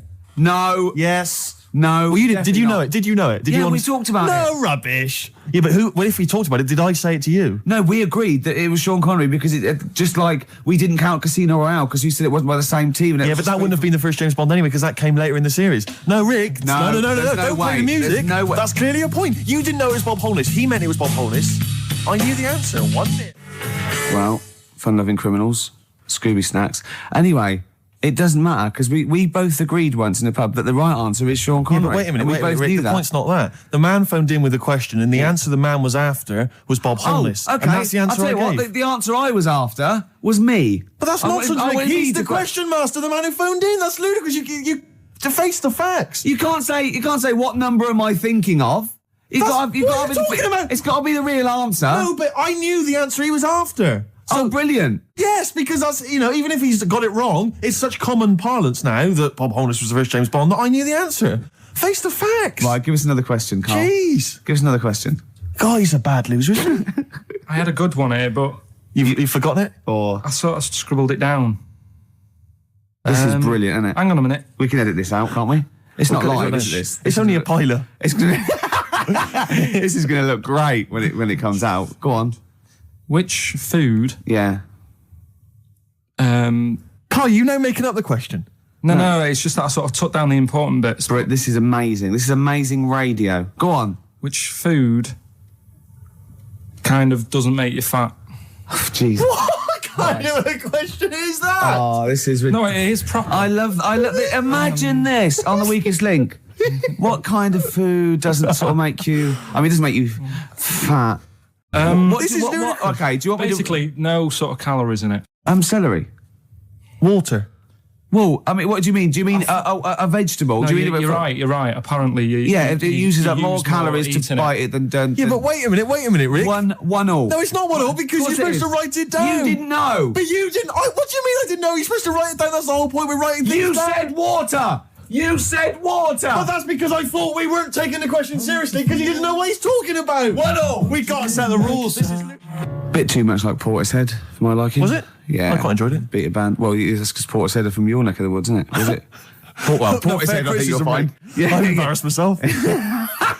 Right, another question, quick. Is this question a real question with a definitive answer? Or is it like, what is my most comfortable chair? I don't know why people aren't going to maybe like Trivia Pursuit or something, just getting a question off that and then... Because they're a little bit more discerning than that, Steve. Have you heard the questions? They don't know what they're talking about. This is stuff they've overheard in pubs. Come on, ask it, Carl. I look at the Carl takes down and goes, what's that? I know. What am I meant to write? Go on then, ask this one. Right. What sort? No. The Pope Yeah. What semi-precious... Sorry, Mrs. Robinson, we're going to have to let you go. Yeah. Go on. You are the weakest link, Carl. Goodbye. Yeah, go on. The Pope. Yeah, the Pope. Yeah, we've got the Pope. Yeah, that's not strictly a question. He wears a... He wears a dustman's hat. He wears gore-blimey trousers. Does he Yeah. live in a council flat? Yeah, he lives in a council flat. He wears But- a semi-precious stone. What's the stone? The Pope wears a semi-precious stone. What is the stone? You mean, what is it called? Yeah. What is it called? What, has it got like a kind of papal name? I think it's like, is it a 18-carat one? So we got to try and get Right. the carrot Yeah. of the Pope's He big calls diamond. it Dennis. He calls it Dennis the Stone. Do they want do they want the type of gem it is, like Or is there diamond, some kind of jade, papal name for ruby, it? or do they want it like the Rosetta Stone, or I don't know. the I can't play a record. Play 2 record. Let's not. Where's your head at? Basement Jacks. Right. Okay. Let's get this. Have right. we knocked this on the head then? It's just not happening. Oh, here he is. Look. Here he is. Come in. He's... How have you? Oh, I don't believe that. Oh, that's pathetic. I do not believe that. That's absolutely pathetic. Now, they won't believe this, will they? No. Right, No. if I say that Jonathan Ross just got his massive member out, and he is a big lad, come and sit down. I've got your tickets, Mr. Gervais. Thank you. What's going on here then? I mean, why are you dropping off tickets? Well, because, in the spirit of the Comedy Awards, we like to have the rising young stars of the British Comedy That's Awards. right, and that's me. Well, we couldn't find any this year, so we've asked Ricky whether he would sit in the rising young star seat, and I wanted to deliver the tickets personally, so there's no excuses if he doesn't turn up later. Yeah. I always suspected that you were sort of pretty well endowed. Yeah. And now we've seen, it's on webcam. That was just one of my cocks. That's the one you're wearing today. Don't say that. No, we were This is meant to be the happening young station. What's going on? No, you can't say stuff like that. You can't. Just careful what you say. Look after Judy and Clary. Take you to the wilderness, and he comes back in a person line. 10 years in the That can happen wilderness. to you. That's Jesus you're thinking of, isn't it? Just because you're on everything at the moment. I walked in here and I came in here and I thought this is the young happening place, and what do I see in here? 3 old men sitting. What are you in a talking tired room. about? I'm Look only at that 28, state of 27. You all look, you're it's- wrecked. You all look wrecked. You're Well, that's because we're always partying. I was looking for some youngsters. Where's the youngsters? I wanted to see some tight leather pants. I wanted to see some foxy chicks hanging on you every word. What is it? It's a bunch of old blokes and a bloke up there washing up in a sink. But look at him. He even dresses for radio. Look This at is him. ludicrous. It's amazing. You're I love the fact you were on the phone to Gervais last night, weren't you? Asking his advice on clothes. Look at him. He's going for the man down the DSS. I like that look. That's a nice look. Have you got a single pair of trousers that aren't elasticated at the waist? They're maternity jeans, aren't they? They've got a whole panel that pushes The forward. thing is, what I do at the end of the week, I can pop these in the pan and I can make a nice soup with all the food that's encrusted in As them. his years as a homeless coming to the fore there. Look at you, But one why- step away from Lawrence Llewellyn Bowen. I'd like to be that bit closer. But why are you dropping off tickets? Are you a little bit... Because I thought you were married and stuff. Why did you suddenly got this obsession with Gervais? Because I'm a bit rough, ain't I? yeah, it's like when you see Dale Winton out with those rough boys. I'd like to get one of young. When a top celebrity in a lovely looking suit walks down the corridor with his penis out, Yes. Yeah. I know that I'm still an attractive You know man. you've arrived. I was inaugurated in the same way. For me, it was Des O'Connor. It's like it's the passing on of the baton, if I may use that euphemism. and you've been battened. But it's fantastic. Well, It is a pleasure. I don't think I'm complacent just because I'm mixed with you. I still wake up and think, I don't believe it. I'm mates with Jono. Can I just point out one thing? Jono. I was listening to the show last week and I heard you, as always, revealing a little too much about yourself, if you don't mind me saying so. Yeah. Steve tried. Not as much as you. No, but that was just for the benefit of the room. Yeah. And talking about when you used to occasionally urinate in the sink. Yeah. When you were around my house last time and I came in and you looked a bit shifty. No, please reassure me. It was more ownership. That Yeah. I was like, I went to my territory, and then other people that come in that go, has Gervais been round here? It's like just marking my territory. Because my coffee the next morning had a hazelnut tang to it that I don't remember putting in. Can I just say something? Because I used to mention to you, Gervais, when we first started getting involved in the business. Yeah. I used to say, if there was one celebrity I'd like to be friends with, it's Jonathan Ross. Yeah. Lo and behold, Ricky's befriended Jonathan Ross. I'm nowhere to be seen. But Not Ricky invited told me- round. Ricky told me that I could be his friend, providing I never extended the arm of friendship. Right. to you. Yeah, if you ever... I thought as much. He tries to keep everyone else down he works with, from the office, all the other shows. He Yeah. tries to keep them down. He's I didn't even want I'm you to number come in. one. I wanted Yeah. to meet you on the steps. Yeah. I didn't even want to tell you you were around. But you called. He went, who's that? And he saw your name come up and he went, well, can I meet him? Well, you're all coming tonight, aren't you? This isn't Radio 2, by the way. These links are way too long. This is snappy radio. We have to play out... Yeah. You might The be kids have lost interest. But Put some more- the kids want to hear Coldplay, Catatonia, You know what I'd like? Faithless. How about some more of that instantly forgettable hip hop you play each week? One of those obscure hip-hop hooey. That's the worst feature on British radio. You should be ashamed of yourself. Wait a minute, I've heard your quiz on radio too. I said the hip-hop's had its day. You should be that one. Put it away. Put it away. I'm Carl. Carl, how you doing? I'm all right. Got a question for you. Quiet man. Got a question. Yeah. The Pope. Yeah. What semi-precious stone does the Pope wear? That is easy. Go on. Topaz. Is that the right answer? I don't know. I might have wrote it down. I'm really sorry, Jonathan. It's not what he publicly admits to, but I have to know because I was hanging out with him at the Groucho one night, and he was saying, "Oh, look at this! Look at this! Look at that topaz! Go and buy that! Look at that! Vatican City! Look at that. We can make a nice ring out of that," he said. Didn't go anywhere, but thanks for asking. I better go. I've got to go. I've got to go and buy some winkle pickers. Thank you very much. Okay. Enjoy Nice it. to meet you, Stephen. Carl, I wish I could say it'd been a pleasure, but actually it was quite creepy. See you later. Yeah. It's annoying actually that Carl never went to the email because the questions have been sent in there. Are they Good good? questions, and they've all been sort of neatly spat out with the correct answer. For instance, I might have asked you this if I was the quizmaster, Go on. Rick. How many noses do slugs have? Oh, I Which is an think interesting it's question. 4. It is 4. Yeah. Point to you there. Let me just see if I can find another one. Who, according to the current issue of Viz, is a cycloptic pop temptress? Oh, don't know. Is it a pun on her having one eye and being sounding like? Cycloptic is the clue. There's Yeah. only one pop temptress. Oh, it's Gabrielle. Of course. Yeah. 2 points. Mine are better. He didn't get them. These are rubbish. Have you ever watched a quiz show? Because I can understand the question. They're rubbish, I suppose, aren't they? That gives me a chance to know what the answer is required. Go on. Let me see if I can find another one for you. No, you're never going to get that one. That's too hard. Oh no, that just That just teases you more, Yeah. doesn't it? What's the name of... No, that's boring, that one. Sorry. there you It's go. beginning to fall apart again now. Here we are. What's the proper name for Big Ben? Is it St Stephen's Tower? You know, it absolutely is. That's 3 out of 3. That's fantastic. Yeah, because the bell named after something like Benjamin so and so works in it. It's Stephen's Tower, and that's the big bell. It's actually, in a weird way, I didn't know any of those. So it's actually quite good that we did kind of balls it up with Carl, because otherwise there'd have been egg on my face. Yeah, but I still won. I just won less. Oh, did you? Yeah, you did win. Yeah. I've already forgotten. I already wiped that out of my memory. Yeah, but hey, Steve, it's not me that's the real winner. It's Neil who asked that question About pubs. and was he's three got CDs. those 3 CDs. Just tell him what they are again. Just Feeder, Echo Park, a compilation called Reloaded 3, lots of great stuff on there, and the Essential Bob Dylan 2 CD. Have you set. called him and told him? No, not yet. This is such a shambles, isn't it? Because what if he goes out or something? Actually, if he's listening, can he give us a call? That is so lazy. Can't we call him like Tarrant would? I would have That's had his surprising. number. You've not got his number? I forgot. Oh, this is unbelievable. I said get the numbers, Carl. I wanted to go for the Pope one. Carl, do you actually work here in the week?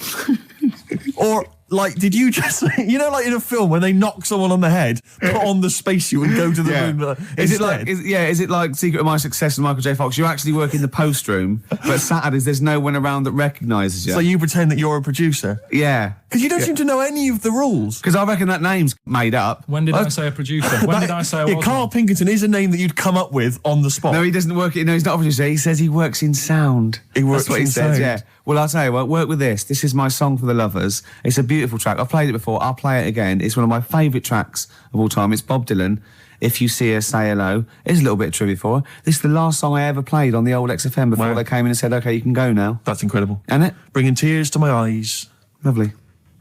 Well, the greatest singer-songwriter of all time. Beautiful. With one of his best songs there. Absolutely. Bob Dylan, If You See Her, Say Hello. She might be in Tangiers. I mean, he's having a go. I mean, if you're going to go to Tangiers on the off chance to try and find her, I wouldn't bother. yeah, You know. but I mean, you know, he's certainly if you're gonna be there, then he's have a look for desperate. her. He's desperate. He's going. Well, she might be in Tangiers. Have you checked upstairs? She's definitely not upstairs. just have a look. Well, anyway, that was Song for the Lovers, but.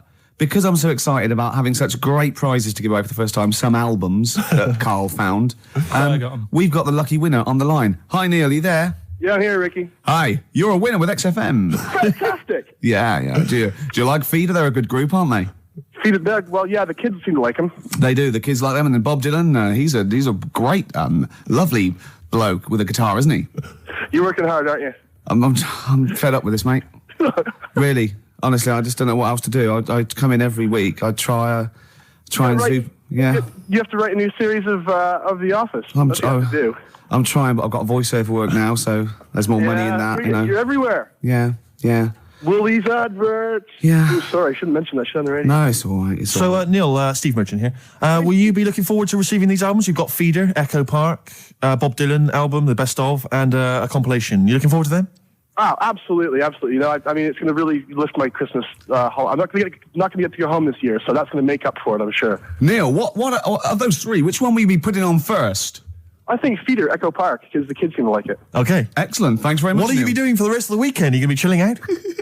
I'm chilling, man. I'm freezing. I'm playing golf right now. That's madness. It's very cold Yeah. out here. What's your handicap?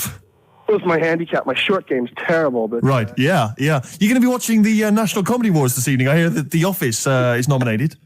you guys are the shoe-in. Sorry? Yeah. You're a shoe-in. It's yours. Thank you. I don't know what a shoe-in is, but I'd like to go to I one. think it means like foot in the door. Lovely. Yeah, Does no, it? not foot in the door. It's like, No. it's yours. Your name's already on it. Oh, really? I Wow. would think so, yeah. Well, why would Ross stop around? I don't think he makes the decisions. Neil, but thanks very much for calling. Those prizes are going to be winging their way to you. We're just like real DJs, aren't we, Neil? Just say we're just like real DJs and we'll leave you alone. You guys are just like real DJs. Enjoy your Very game. much. Cheers. Bye. The reason you became king of the universe, of course, is because of your fascinating French bread anecdote. Oh yeah, yeah. Come What's on the then. How did baguettes come about? If this is going to be someone cooked a loaf a bit wrong and said I can still make a sandwich out of it, I'm going to hit you. No. Go on then. Right.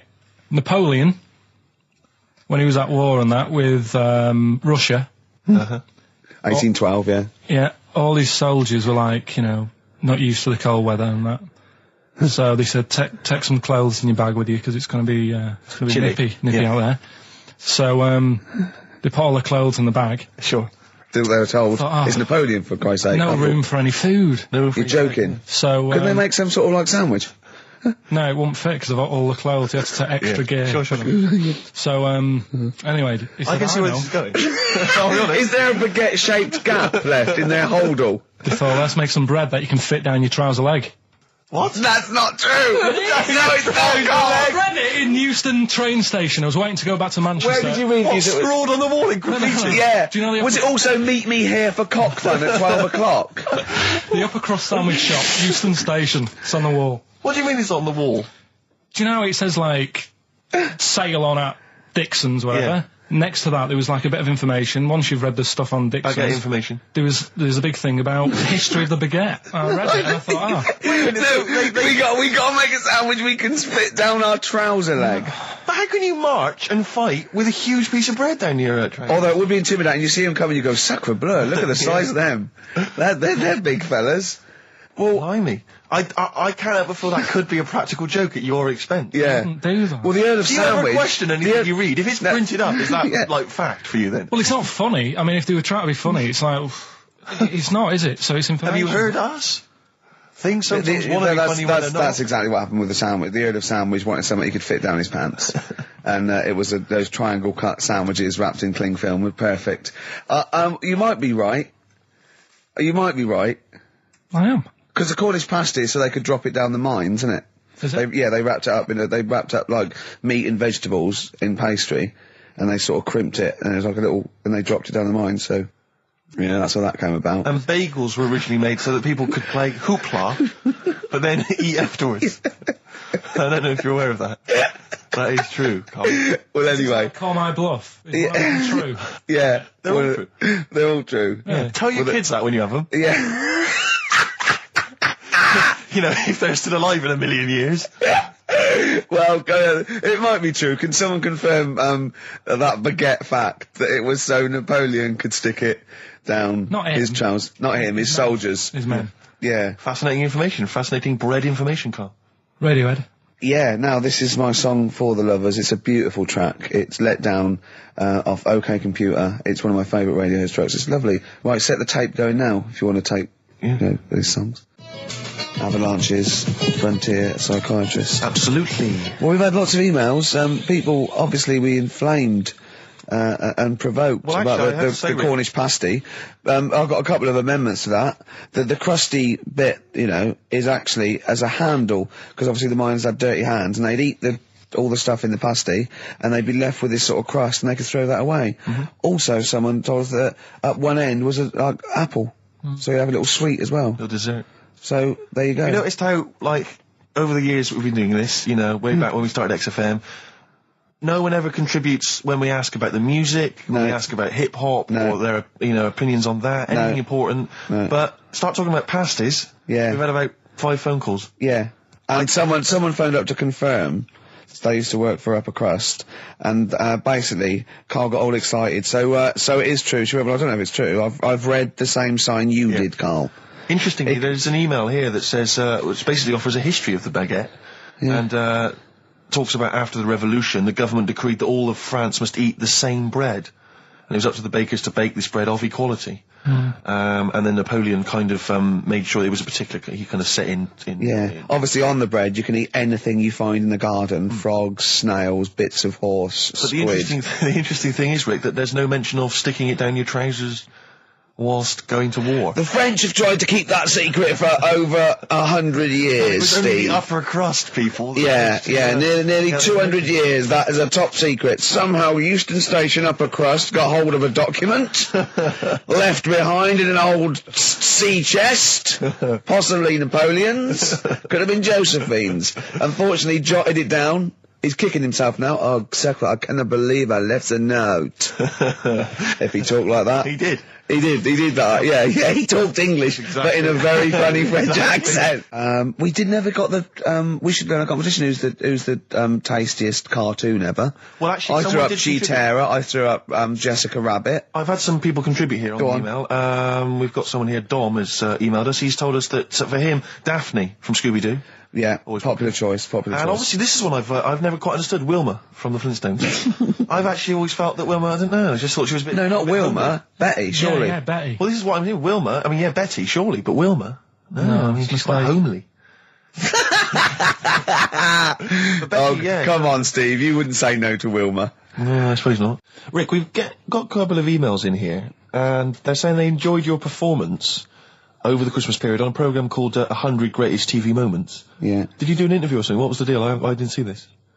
Yeah, the Office was in there, wasn't it? And I was interviewed for it. But what are they talking about? They enjoyed your performance. Come on, tell me You what know, do you? No, it's the thing that I did on Razzmatazz.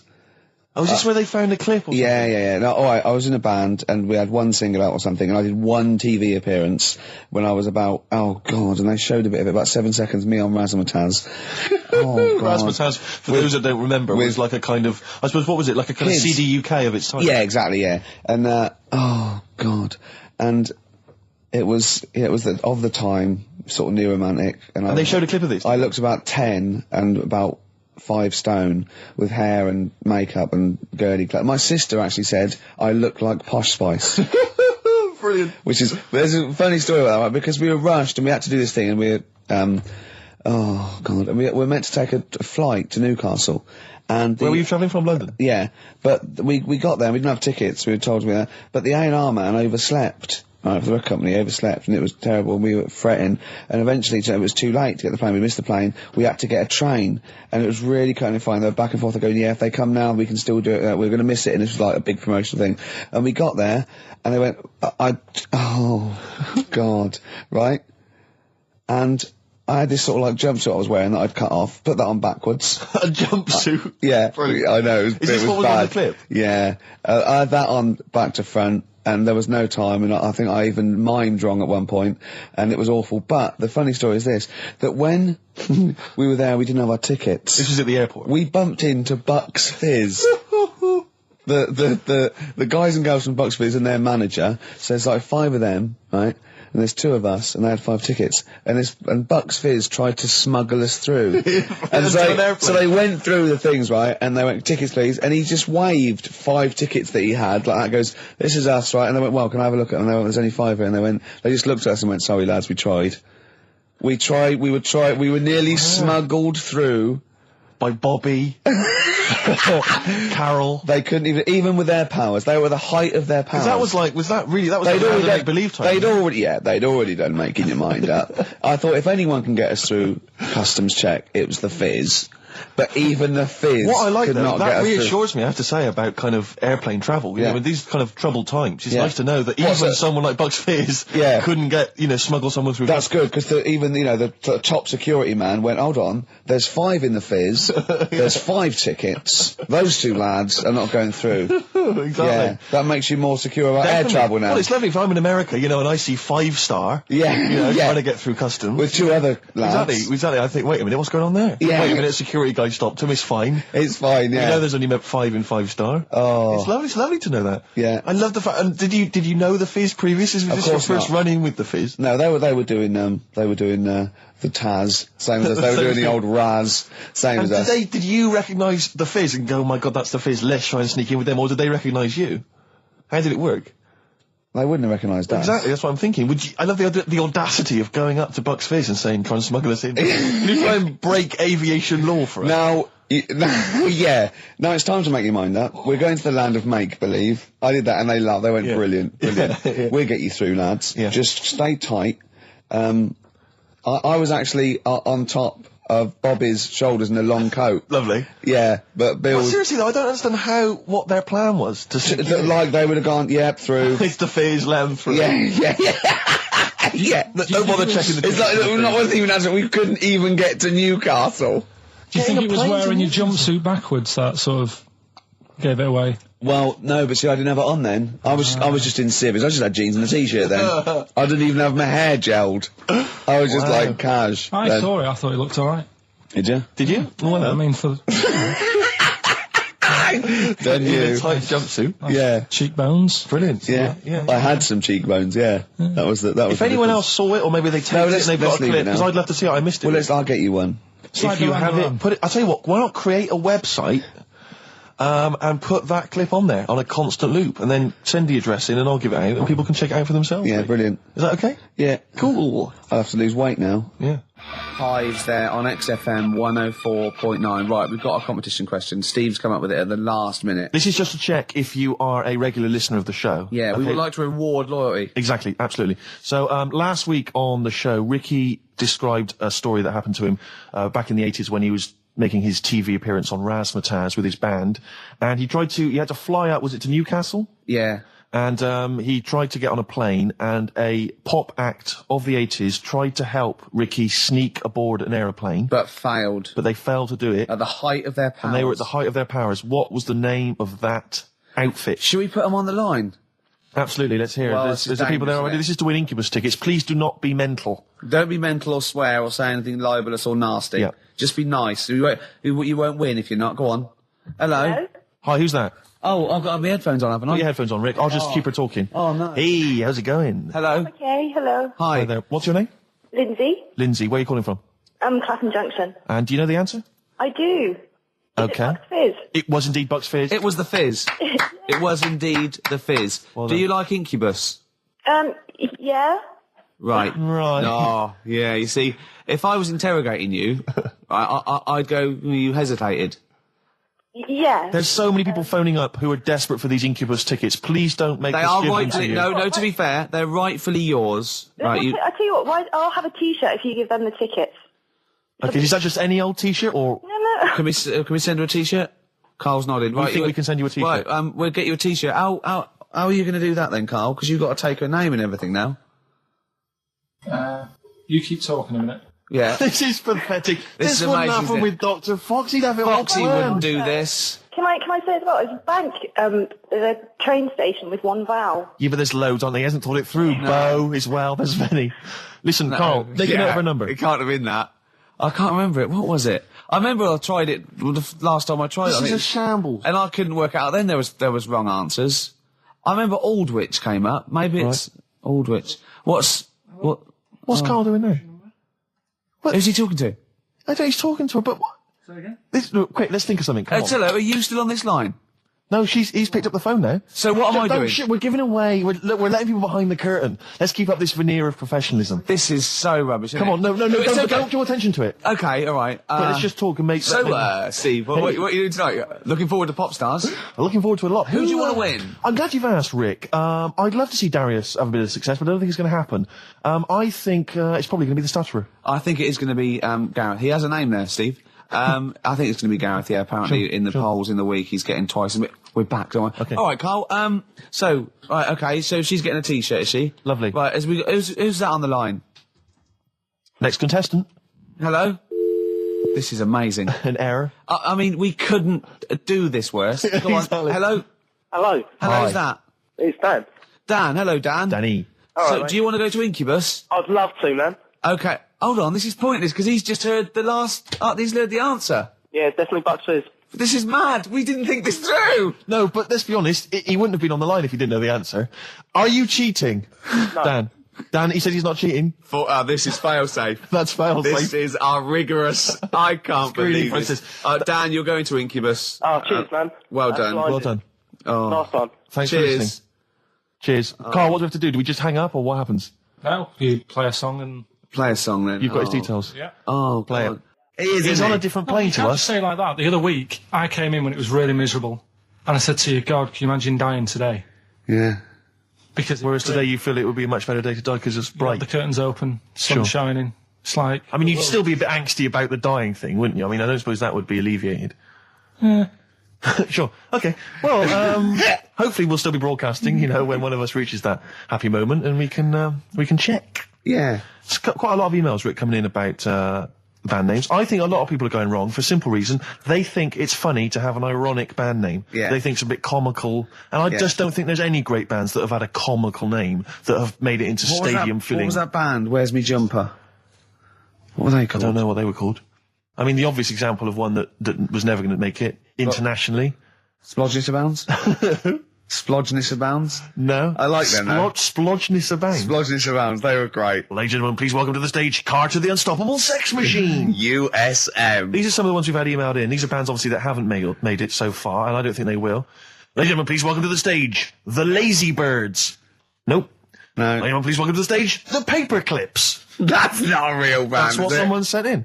I don't know, yeah, but no band name is weirder than the others, and also you grow into it. I mean, the Stones and the Beatles are iconic because they are iconic bands. What you think you'll grow into? Ladies and gentlemen, please welcome Shuttle Rock. Ladies and gentlemen, please welcome Treehouse Casino. I don't think they're going to... That's just made up. Well, possibly. Well, they all are, But they all obviously. are. But my point is, people say there's Yeah. no logic to band names, but if you think a band name like the Smiths, Great. that's genius. It is, It yeah. sums up everything that band is about. Yeah. The kind of they're capturing that mediocre world of grim up northness. My it's- favourite, Sonic Youth. Sonic Youth is genius. Nirvana. These are incredible band names. So Yeah. there is some logic to it. Yeah. I genuinely Sonic believe. is It's not a just bit- arbitrary words. What about The Madness? Cure. The Cure. Madness sounds rubbish, but they're good, aren't they? Yeah, but again, they were never going to be... They were never going to be world beaters. But they were a comical band, essentially. Yeah, they they were were, a but knees they- up party band, yeah. and Madness is fine for that. But they had some great songs as well, and then it sort of turned it all, because then... I mean, Rick, I don't know how many members... Not Home Today is a great song, and a serious song. This is from an email. I don't know how many members of the band there are in Chimney Factory, but if there's 5 people, who decided? Have they all agreed? Yeah, that's the best name Do you know we what can I come up reckon decided? Dell. with. Right. Well, he started the band, and they Yeah. rehearsed around his house, so Dell went, look, it's called Chimney Factory, because my granny's doing it. They go, all right, Dale, but it's not. I've got some other. But no, Yeah. it's called Chimney Factory. I own the van and the amps. There's Paperclips gone. There's a band in Leicester called Paperclips. We can't. We just argue over that forever. Anyway, just all I'm saying is think before you name your band, all right? Because it's never going to happen if you've got a comical band name. There was a feminist band called Clitoris All Sorts, which is quite good, isn't Yeah, it? but you laugh and then you just think, oh, Yeah. I'm never going to have that on my T-shirt. Imagine that, Clitoris All Sorts. It's that time of the day now. Talking of that. Yep. Song for the Lovers. Sure, it's beautiful. Now, Steve, I will play great old tunes till the cows come home. We got to give them a little bit of Dandy Warhols and Air and Athlete. I know that, and they're great. They're good, right? But I wanted to play a Cat Stevens song, but I thought I'd better not, because I've play that a little bit. And we quite like resurrecting old reputations, don't we? People like Elton John, who had bad faces, or David Bowie. People whose names now are largely laughed at in the serious rock or people circles. that people might not have considered. I thought Cat Stevens, oh no, Rod Stewart, I thought. Was he Rod Stewart? Many people now are thinking of the leopard hot pants and the ludicrous Do you hair. They're think I'm thinking, sexy and all those sort of awful stadium sort of disco things? But he wrote beautiful tracks from Maggie May and I thought, hold on, 2 birds with 1 stone. What about a Rod Stewart song written by Cat Stevens? wow. Is there such a thing? The first cut is the deepest. Let's hear it, Rick. On this album as well is The Killing of George. Georgie Part 1 and 2, remember? About the gay bloke. Georgie Boy was gay, I guess. His favourite song. Carl's favourite song, right? And I was going, oh yeah, I remember that, yeah. I said about, and I said, did not intend to take his life. He just pushed it when he gets mugged and killed. Do you know what he said? I was sitting outside, I was singing, he went, well, as I said, they go out too late. They go out too late? He meant gay people go out too late.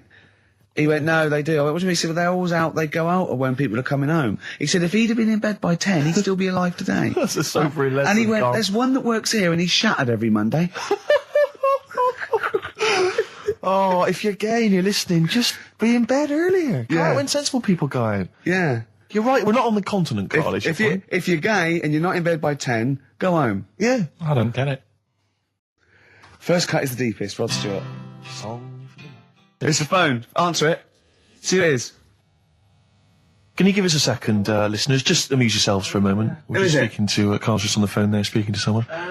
We'll just keep you abreast of who that is. Current time, it's 10 to 3. Wants to know if you're doing a live show somewhere tonight. So just a private call now, asking Ricky. I am, yeah. Later. But Ricky, I don't want to say it now. On television. I don't mind one person now. I just hits want it to from get the out office, and often performs live at different venues around the country. So while those two take care of business. All right, guys, have you finished that private call? Yes. Jeez, that was outrageous. Star Sailor and Poor Misguided Fool. With me, Steve Merchant, and Karl Pilkington. The K-Man, round of applause for K-Man. Yeah. But no one's announced who you are. Ricky Gervais. Ricky Gervais. It's XFM 104.9. Saturday afternoon. If you didn't know that, I don't know why I mentioned it. That was stupid, really. You must know that by now. Well, we've got some great things coming up. We have indeed. We've got songs and chat and things. We'll also, of course, be running through the white van man questions from the Sun again, but this time Karl will be answering them. I look forward to that. Yeah. Can we do that fairly soon? Oh, there's some good questions this week. Yeah, we will, but as I was coming in, there was like a bunch of posh lads, I think university students, trying to get in, because they're doing one of those scavenger hunts that they have to get points for charity and do stuff, and one of theirs is get on a live radio show. Right. So I sort of felt sorry for them, so I said they could come on here, just for 5 minutes. Who are that's they? All right. They're just, Are they toffs? they are sort of like toffs, but they're trendy toffs. They're obviously... Trendy toffs? I don't know Yeah. what's that. Is that like Lady Victoria Hervey? Is she No, I don't mean that, no. They're both sort of like that, Will of Pop Idol. Right. They're like him, sort of like trendy but posh. Okay. They seem nice enough, and they're doing it for a cancer charity, and they just get... They've got, for what is it, like they got their sponsor to do various... Exactly, I challenges? don't know quite how it works, but they're gonna come on and, because we get, for coming on this live radio show, they get 17,000 points. Right, good. If I can put that in context, Yeah. if they were to say to help deliver a baby, they only get 7,250 points. But it's much easier. It is. There's lots of women just Happily dropping gonna let a couple of sprogs posh all posh. over the place. You can't get on a live radio show these Exactly, days for love nor money. That's true enough. You know what I mean? Yeah. So When are they coming in? Carl said they're going to just... 1:30. I had a word with them. Okay, what did you make of them? They are posh, Really? but they said they're going to wander about and go and see if they can deliver a baby and that, and then come back here for 1:30. And I don't know if it. I hope they don't like leave a baby sort of half out. You know, if they've got it. You know, they're push. Sorry, we're going to have to shoot off. We've got to go and see. We've got to play an instrument in a marching band for 8,500 points. Well, I did say be here definitely at 1:30 because I don't want you getting in the way of the white van questions. And the other thing is, right, they get 7,500 points for delivering a baby, but they get 9,000 points if they cut Peter Stringfellow's hair. Well, he's very precious about his hair. It's a more delicate operation, isn't Absolutely. it? There's more that can go wrong. That's true enough. Take an unconventional animal for a walk in a park. What is an unconventional animal? I think that could be a dog that just doesn't play by the rules. Yeah, that's a dog that's into Slipknot. Yeah, that wheeze in a urinal. Yeah, exactly. Standing up. Exactly. Yeah, well, I'm looking forward Well, to that. yeah, I'm sure they're lovely guys. Good luck to them. Yeah, we'll see you later. Well, we're back, and there's a few more people here. Absolutely, well done. Yeah, yeah. Well observed. Yeah. Do you want to say hello? Yeah, hi guys. And what are you doing here? This is Mark and James, or Sco and Belch, and we're here. Sorry, your names are what? Sorry, say the last bit again. Or what? Sco and Belch. Sco and Belch? Yeah, that's right. Do you want to explain that? No. No, from the drinking sorry. games, I imagine. Yeah. We've got worse names than that, but it's radio, so... Sure. Now, you're presumably students? We've just we kind of graduated. We've been in work like about a year or two. And what do you do? I work for a management consultancy. I work for a distribution company up in Birmingham. Well, okay. So, Now, what you're doing is a scavenger hunt, and you're raising for cancer Colon charity cancer research. right? Yeah. And you've got to do. And this is we're just helping me out here because for 17,000 points, you have to get live on a TV or radio show. That's exactly it. So and here we are. That's why we're here. Yeah. Do you ever listen to XFM? I know of it. Yeah. I listened to it a few times. Sure. What kind of music, what kind of sounds would you normally be into? I love cheesy radio, sort of school disco, sort of, 80s stuff. Sure. Sorry, what was your name again? Mark, or Sco. Sco. Okay. And you're... Belch. And what sort of sounds would you be grooving to, Bel? Cheesy. UK Garage? Well... Craig David. A bit of house, just very occasionally. A bit of cheese. It depends what kind of mood I'm in, you know. Now, you don't listen much, but I mean, kiss a celeb, because Karl... Yeah, we actually wanted to do that with you, Ricky. Is that all right? No. That's not going to happen with Ricky, but Karl's now got his name mentioned in Heat magazine. Is that right? Well, So that's if you want to brilliant. snog Karl, we'd love to see that. I mean, we don't want to snog Karl, but I mean, we were thinking if there was kind of female presenter here, we might be able to do something. But What are you saying? A female placenta? well, if you've got one. Have you seen some of the female presenters that work on XFM? Oh, presenter. Is that why they're on radio? I thought you said placenta. That's unlikely. I know. Well, now what's the other things you've got to do here? So what are some of the things you've done already? Well, See, some of these worry me, like start a fire in Pudding Lane Oh, we've done that already. for 4,700 points. Well, I'll tell you what we have done. We've been on Phantom of the Opera stage already. Have you? Yeah, we just asked the stage door guy. And, That wasn't during the show, I see. No. And that's right. He actually mentioned that. We shouldn't speak about that too. Otherwise he'll get sacked. But he was really kind to let us on. We've jumped in Trafalgar Square water with doing a sort of Friends impersonation, so that was... Right. How many points do you get for that? We got 2,000 points for that. We got 8,000 points for being on the stage at Phantom of the Opera. Yeah. And we get double that. We get like 18,000 points, which is almost the maximum for being here right now. Really? So that's well, absolutely great. Honestly, I wouldn't worry about the little things. I'd go for the big. Yeah, that's it. bucks here. We're not interested in the little stuff. We want to go for the big stuff. Yeah. So what the big ones are? Get on stage with S Club 7. That's not going to happen, is it? When have you got till 6 today? Well, S Club 7 are on at the London Arena at about 2 o'clock. So, Good luck. Okay. but I think it's going to be very, very difficult to get on there. But we never I know. think so. Yeah. Get in the vaults of a bank. Yeah, You see, some of these are bordering on the illegal. That's 20,000 points for that. Like getting a cage at London Zoo. Don't do that.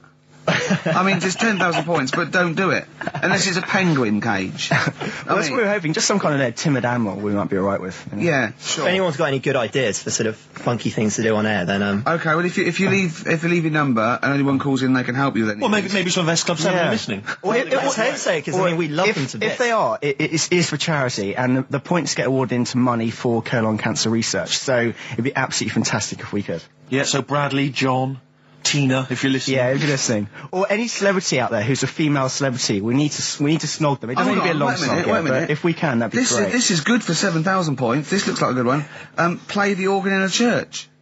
That must be easy. Is that a metaphor? Yeah, but you know what church people like. It says the bigger the better, so it might be. That's got to be euphemism. Yeah, it's got to be, hasn't it? Yeah. Well, thanks very much. Good luck. Good luck, guys. Guys, Get thanks an very much. Thank you very arrangement much. standing outside Les Mis looking Miz. That's going to happen. That's good. Man, a big gun type thing on the HMS Belfast. That won't well, we've got a happen. big gun, it's just finding the boat, which is the problem. Oh, so. calm down. What was your name? Bo? No. Po? Sco. Go. Thanks very much. Guys, thank you very, very much. Cheers. Cheers. Bye. Their greatest hits album, that's Outcast, and a track called Rosa Parks. Like it. Yeah, enjoy it. Yeah. Now, we just had a call from someone impressed by Karl, and Karl's very pleased because this guy has actually done a PhD on Che Guevara. So in theory, whatever subject he chose, in theory, he's probably one of the experts in the world on this particular field. Now, hello, are you there? Yeah, I'm here. Hello, what's your name? My name's David. David, now where did you do your PhD? At UCL. Did at UCL, mild college. And what was the actual title of the PhD? It was Che Guevara's influence on class struggle in Europe in the 60s. And what did you think of Karl's performance? And I thought he did really, really well. The only thing, I'd never heard those last words before. So Karl actually knows something you don't know. Yeah, possibly. Although you presumably not take that as verified information. You probably wouldn't take everything Karl said as gospel. You'd probably look it up yourself, would you? I probably would have a look, yeah. Did you know about babies' eyes? Sorry? Did you know that babies' eyes don't grow? I didn't know that. You see, that's why you shouldn't take things Karl says as gospel. Because it come out with something, vaguely intelligent, and then say, "Did you know about babies' eyes don't grow?" Any questions that you'd want to test Karl on? Any thoughts? Anything he missed there on the history of Che Guevara? I think he did really well, and I think he should be congratulated. Because Karl has problems with understanding why people are interested in history, and even though he's been reading these books, he keeps saying, "Why does anyone care about history? Why is it important?" What would you say to Karl? I think he should maybe then look at who Che Guevara did influence and why he still influences people today. Yeah. Well, he knows that he influenced Citizen Smith, and he knows that if McDonald's ever wanted to swap Ronald McDonald for Che Guevara, it would cost him an awful lot of money. So he is trying to apply it to the modern world. He is having a go. Well, maybe you should think like why Rage Against the Machine have him on their T-shirts. Good point, Karl. What do you think of that? Why do you think they have him on the T-shirts, Karl? I don't know, maybe that was a design of the T-shirt. Maybe they wanted another T-shirt. Maybe they wanted Ronald McDonald. But didn't have any in. Sure. And they said, "Oh, we'll have that one there then." Well, thanks very much. Dave, just before you go, do you think Karl would be an interesting subject for a PhD? Yeah, very much so, yeah. Okay, well, if you're not... Well, hopefully one day you'll become a professor and you can maybe set that as some coursework. I could do, yeah. Karl Pilkington.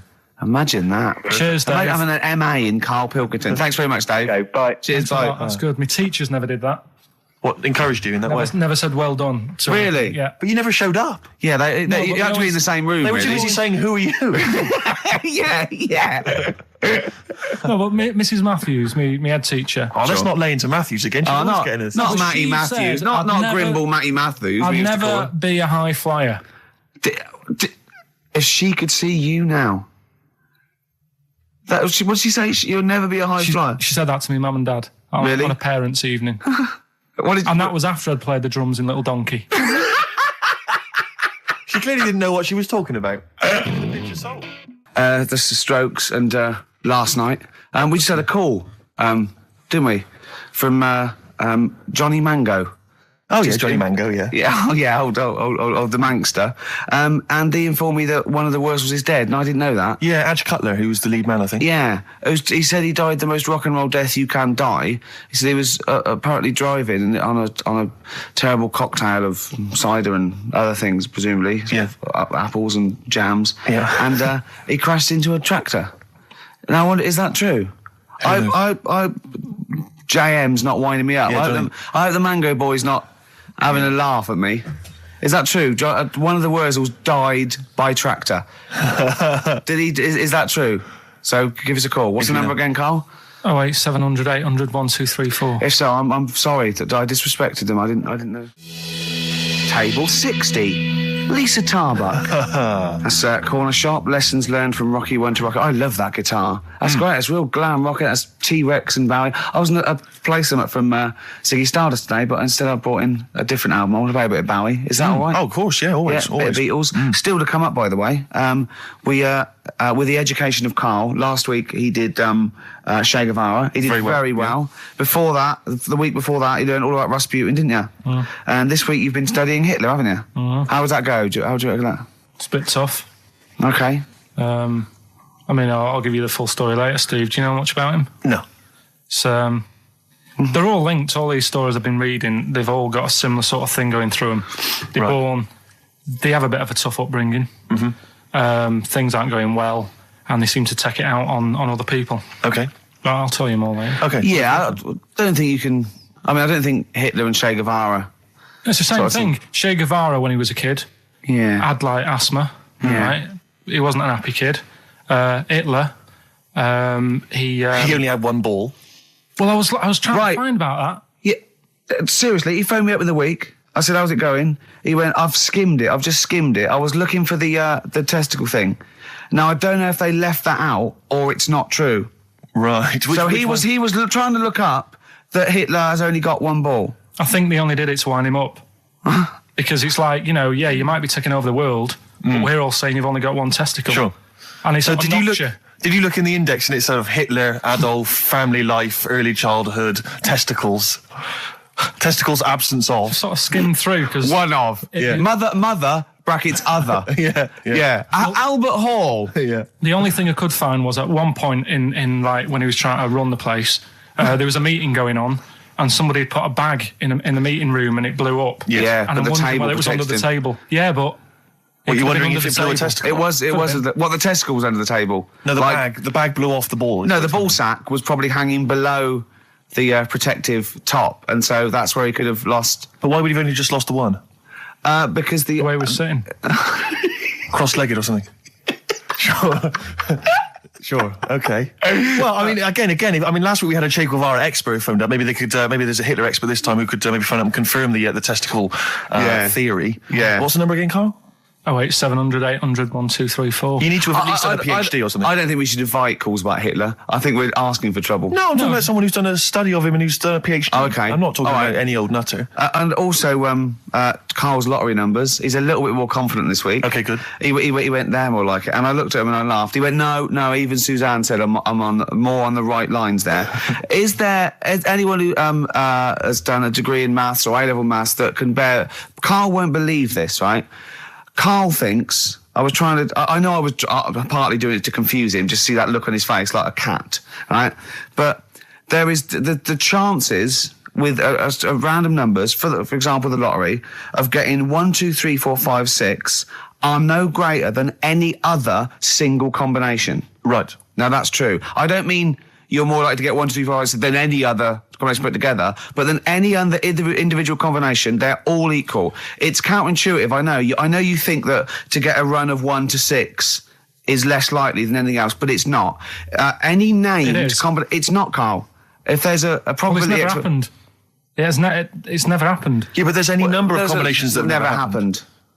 Every one of those combinations that have come up have happened, and they're just as likely or unlikely as any other combination, right? It's just that you feel intuitively, right, that 1, 2, 3, 4, 5, 6 is less likely than 1, 7, 12, 34, 60. You know what I mean?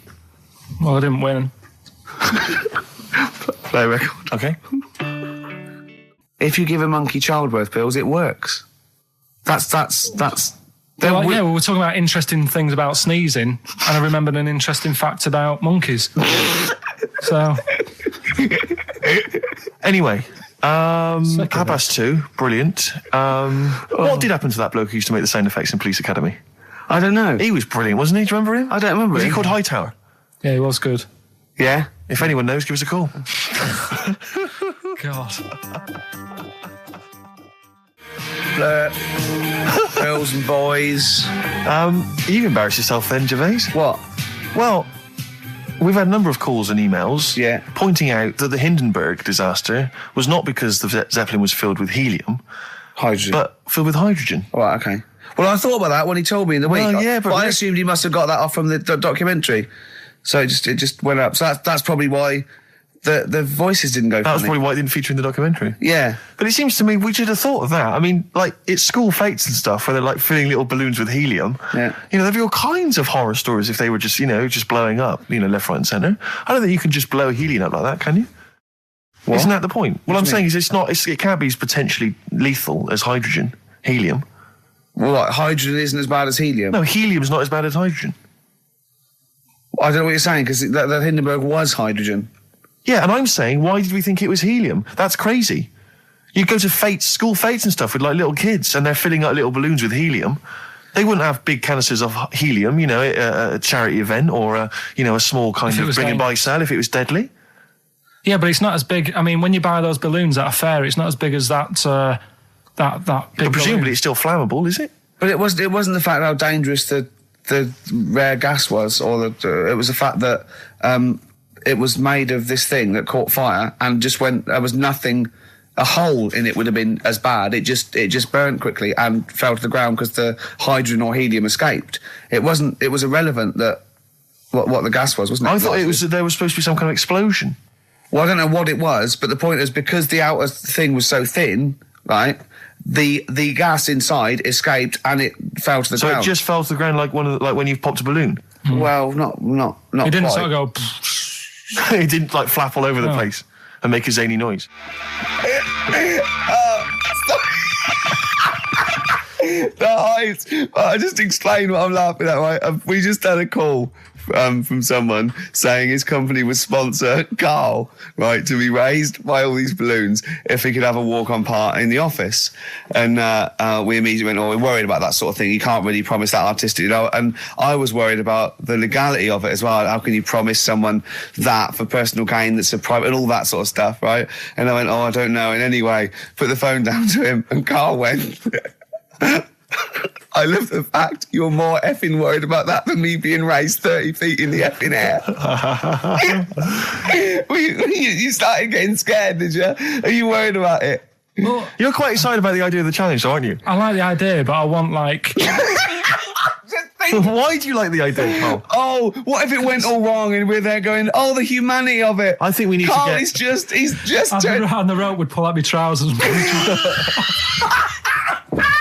Oh, no, it's definitely got to be Dr. Fox if that's going to happen. God. We've got to do this. So hang on, but let's just think about because wait a minute, we say this, but we'd have to get all kinds of health and safety people involved. No, we wouldn't. Of course we can't just start raising you in the air. No, you're allowed to do it on private land, aren't you? Look what happened to the Hindenburg. No, but I was just saying there was lots of people died. Listen, look, all we do is we get someone, right? But what if he gets loose and he just floats off into the air? And he meets his magpie that he lost. He used to peck his grifter. Balloons. His balloons. So I'm so excited about this. Listen, we've got to do this. No, but please. Shut up a minute. Let's just stop and think about it. It's 60,000 balloons. No, it's not. It's 6,000. But 6,000 balloons. That's a lot of balloons. No, it's not. No, it's don't not. be silly. For sponsorship, people pay for... no, listen, it's worth it. There must be a company out there that'll pay for this, just so we can film Hang on, is there not an easier way of just getting one big balloon? Then the challenge is there's no challenge. No, it's got to have people coming up and hooking balloons. It'd be like Buckaroo, and the person who puts the balloon that actually raises him 10 feet wins a prize or something.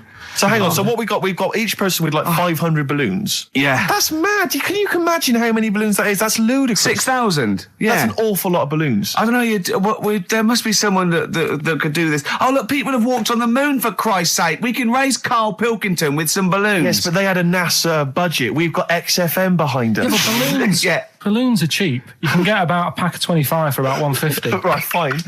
No, true. Yeah, the helium though, Karl. You can't just attach yourself to a pack of balloons. No, but what, you think we blow them all up with helium? Right.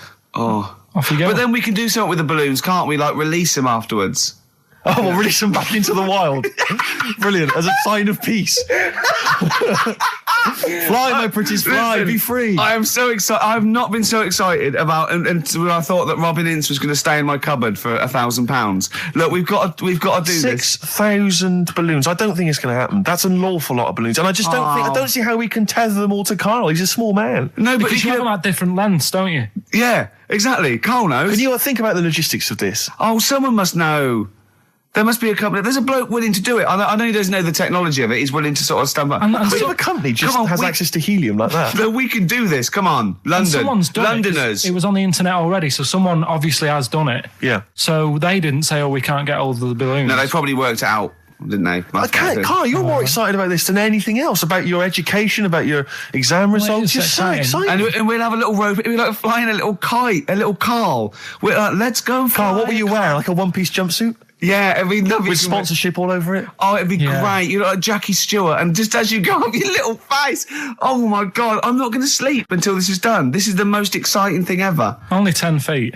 10 feet, yeah. We need some kind of rope to sort of tether you to the ground. Yeah. We don't want you sort of flying off. This is going to be great. And he'd have a little crash helmet and everything, and little Dee boppers on the crash helmet, like he's a little flying ant. Definitely. We give him a little, oh my God, can we give you an outfit, like little wings and everything? Can we paint your face with like children's paint? I'm not doing all that. Why? Oh, because that would be silly. Oh, please, Karl, do this. Do it. We'll do it for charity. We do it for charity, yeah? All right. Yeah? Oh, this is we'll do it for brilliant. children in need. Please, just phone in if you can help us. Lift Karl up 30 feet. Let's say 30 I think feet. it has to be a decent... Yeah, it has to be a decent height. Is there a world record? Because we want to break that if we we want to break that. What is the world record for raising a man by balloons? Yeah. Okay, so listen, let's just finalise details here. We've got... I'm so excited. Email address, ricky.gervais@xfm.co.uk. Ricky.gervais@xfm.co.uk. What's the number? The number, Karl? 08700 800 1234. Lift Give it again. Lift Karl. 08700 800 1234. Sponsored by Heat magazine And or something. maybe even if you've just got an idea idea about how we might be able to organise it, how we might be able to get it done, if you've got contacts, anything, just get in touch, give us some information. Oh, that'd be great. I'm going to play a Beatles track for song for the lovers. Oh, man. It's off the Help album, and it's You've Got to Hide Your Love Away. Oh, just think of his little face as he goes up. Well, XFM, it's nearly the end of the show. I'm Ricky Gervais with me, Steve Merchant. We've enjoyed your company. Carl, we're going to try and get Carl in the air. Anyone that can help us, take him up with helium balloons. Our friend Johnny Mango called again, and apparently the record's 11,000 feet. Carl is getting a little bit nervous. Yeah, the world record is 11,631 feet raised by hot air balloons. Yeah. How tall's Canary Wharf? It's 11,631 feet. Exactly. I don't know, Carl. Is it how much higher? It's a long way. More. I'm not doing that. Because I'm like 6 foot something. Yeah, think of that. Just look at Steve. All right. Yeah. But you can change your record. You could say, well, the sort of balloons are the one with Mickey Mouse on it or something. Yeah, could I just say something? That man did 11,000 feet, but he wasn't naked. All right? Come on, Carl. Your 30 feet will be the world record for naked ballooning. Yeah? Think about it. All right, it's for charity. Well, thank you for listening, everyone. We are going to raise Carl. And after Carl said, and just to think, my teacher said I'd never be a high flyer. So this is your chance, Carl, to shine, to fly. Steve. It'll be brilliant. This is a final song for the ladies. Belle and Sebastian, we've not heard them for a while. This is from, it's actually a B-side or a triple side or whatever you call it. Track 3 on a single called Jonathan David. This is the beautiful The Loneliness of the Middle Distance Runner. Play. Goodbye.